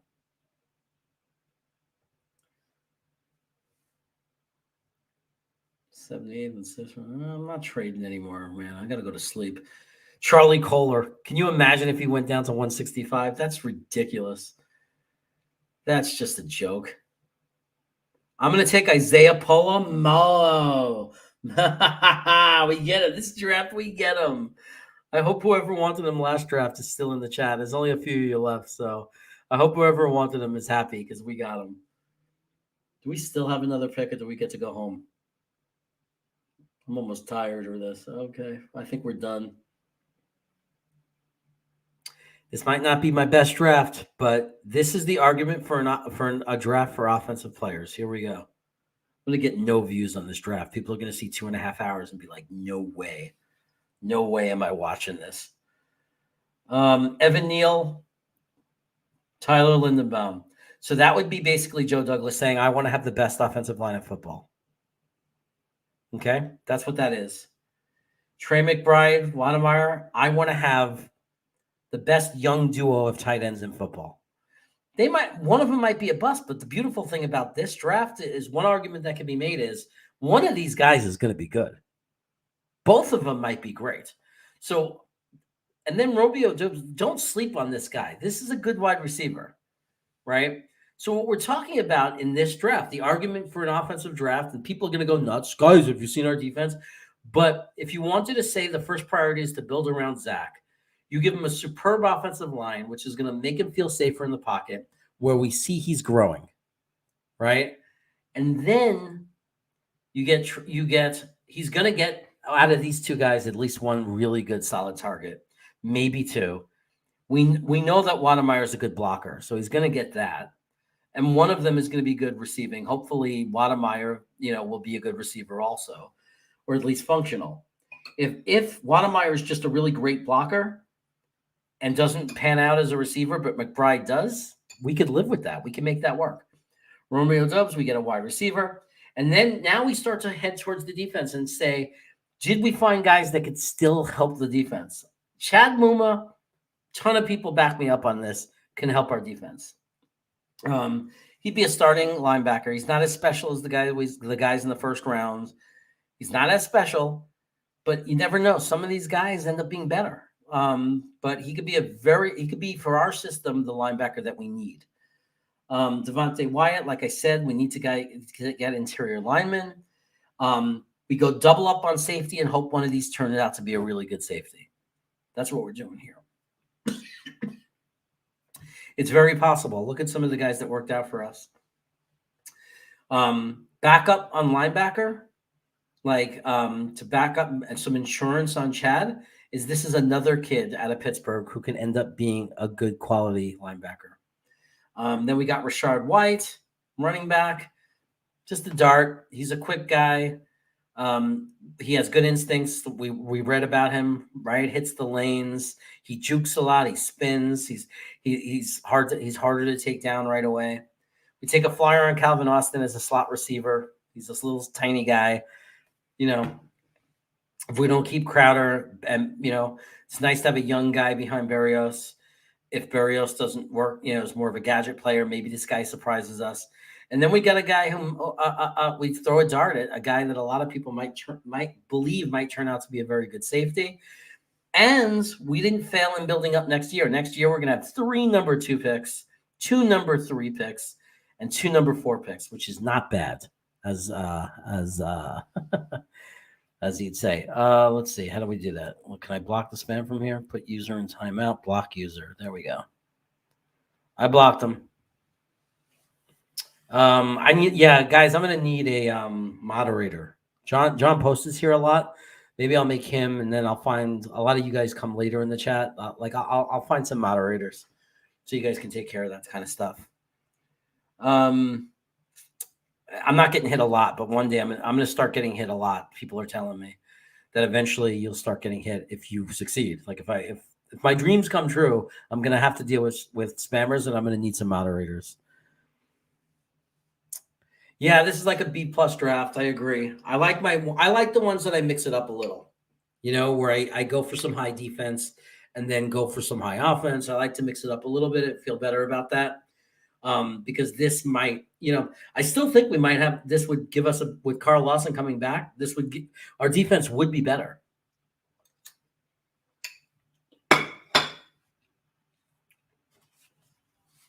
We also have to consider, what we're going to do in free agency. But you never know. In a few years, you might, if JD did this draft, in a few years, we might look back at it and be like, the guy was a genius. We might be putting up 35, 40 points a game, just running over people. It's just so hard to tell. Anyway, I'm tired. I'm going to end this. I want to thank everybody for joining. As you know, some of you didn't hear in the beginning, I hit my 200 subscribers. I'm going to work it out with Green Bean and Ryan and Matt. They're the ones that got me there. So I want to give them the option of how they want me to do it. If they want me to do it on the panel on Tuesday night with Jets Talk 24/7, I don't see how I could refuse that. If they tell me to do it on this channel, I'll do it on this channel. I'll give information, but I'm going to eat the teaspoon of the last dab. And I'm getting to it, buddy. I'm going to tell you when. So that's going to happen. There's going to be that show where I do a teaspoon of the last dab. And I'm going to do one of these mock drafts without drinking any cold water or any milk or anything. It's going to be crazy. I'm going to be in pain. I'm going to probably make some really silly and stupid decisions, but I think it's going to be entertaining. My next show is, so the mock drafts, I never know when. So I'm just hit the notification bell. So don't only subscribe, hit that bell so you'll have the best chance of finding out that I'm doing it, because I just do it when I have time. And the guys I'm teaming with, I don't know their schedules. So when I bring the New York Giants guy in here to do his draft at the same time, and we're going to do it together, those guys, the Dallas guy, I don't know what their schedules are like yet. So I don't know when it's going to happen. My mocks, it's just if no one's on, and and I'm just and I'm bored. I'm just let me get on. Maybe there's 5 or 6 people that I can entertain myself and them, and we could have fun together and do a draft. But my definite show right now, my formal show that is scheduled weekly is my Wednesday night show. It is at 9:00 Eastern, 9 p.m. Eastern, every Wednesday night. I call it Wacky Wednesday. I try to have a guest every week. So far, I've had a guest every week. Green Bean came on. I had John Post on last week. And then just a couple of days ago, I had Spotty Blackman from Weapons Hot. So, and I have people lining up wanting to do it. I want to bring, a lot of you know him as Captain Keto. He's from Ireland. He wanted to come on. He's somebody that me and Green Bean did an interview with. And I'm going to try to get him on. And with him, I might do a draft and do it like tomorrow morning or something. I got to find out if he responded to me because he's in Ireland. So I might do something like that. Food on his shirt. Did I get food on my shirt? Oh, or just I'm always advertising, right? I should get paid for this stuff. Anyway, going back to what I was saying, Wednesday is the official scheduled show. I'm going to get another show that's more consistent also. So there'll be at least 2 shows a week that you can count on for the mock drafts and things like that. Just hit the notification bell and I will, and you'll at least get some warning that I'm on. So I appreciate the late wave of people that came in. Truly, I truly appreciate it. And I appreciate the congratulations. Thank you. I'm pretty excited about it. I mean, it's the 200 subscriber thing is just that I started the channel on Thanksgiving vacation, so it's just the speed in which I got there, which is exciting. I hope I can keep it up because it's always exciting to get up to like to get up to 1,000 and be one of those guys. And imagine having 50 people in here, 80 people, 100 people. I just live for that. Like when I'm on with Green Bean and there's 140 people, it just pumps me up, Guys, I appreciate it, man. I appreciate this love. Thank you so much, Matt. I had never met you. Hopefully you subscribe to the channel. I appreciate the compliment. Thank you so much. If you ever want to join and watch and contribute more in the chat and ask questions and my opinions of things, share your opinions, you're always welcome to do so. And I appreciate you, Mess. Thanks for coming. And I will sign off now. Thanks, guys. Have a great weekend. Enjoy yourself. And I'm on Twitter at Jeremy Cravat too. If you ever want to communicate with me on Twitter, and I'll you know what? I'll try to put out some mornings on Twitter too. If you're on Twitter, I got to start doing that as well. I'll say, hey, in 15 minutes, I'm going on. So when it's not a planned show. So take care, guys. Have a great weekend. Be well. I like Hutchinson the best, and I don't think Linderbaum is worth a top 10 pick. Thibodeau slipped, and I am going to grab Thibodeau. The Giants took Khalil Elam. Good for them. Kenyon Green is a guarantee in my mind. He would be such a dream pick right here. Evan Neal is still on the board. I'm not going to pick Linderbaum. That 44 pick could be tight end. That 44 pick could be a good linebacker, a good safety. We could drop back 1 pick and pick up a second rounder for New Orleans. We got options here.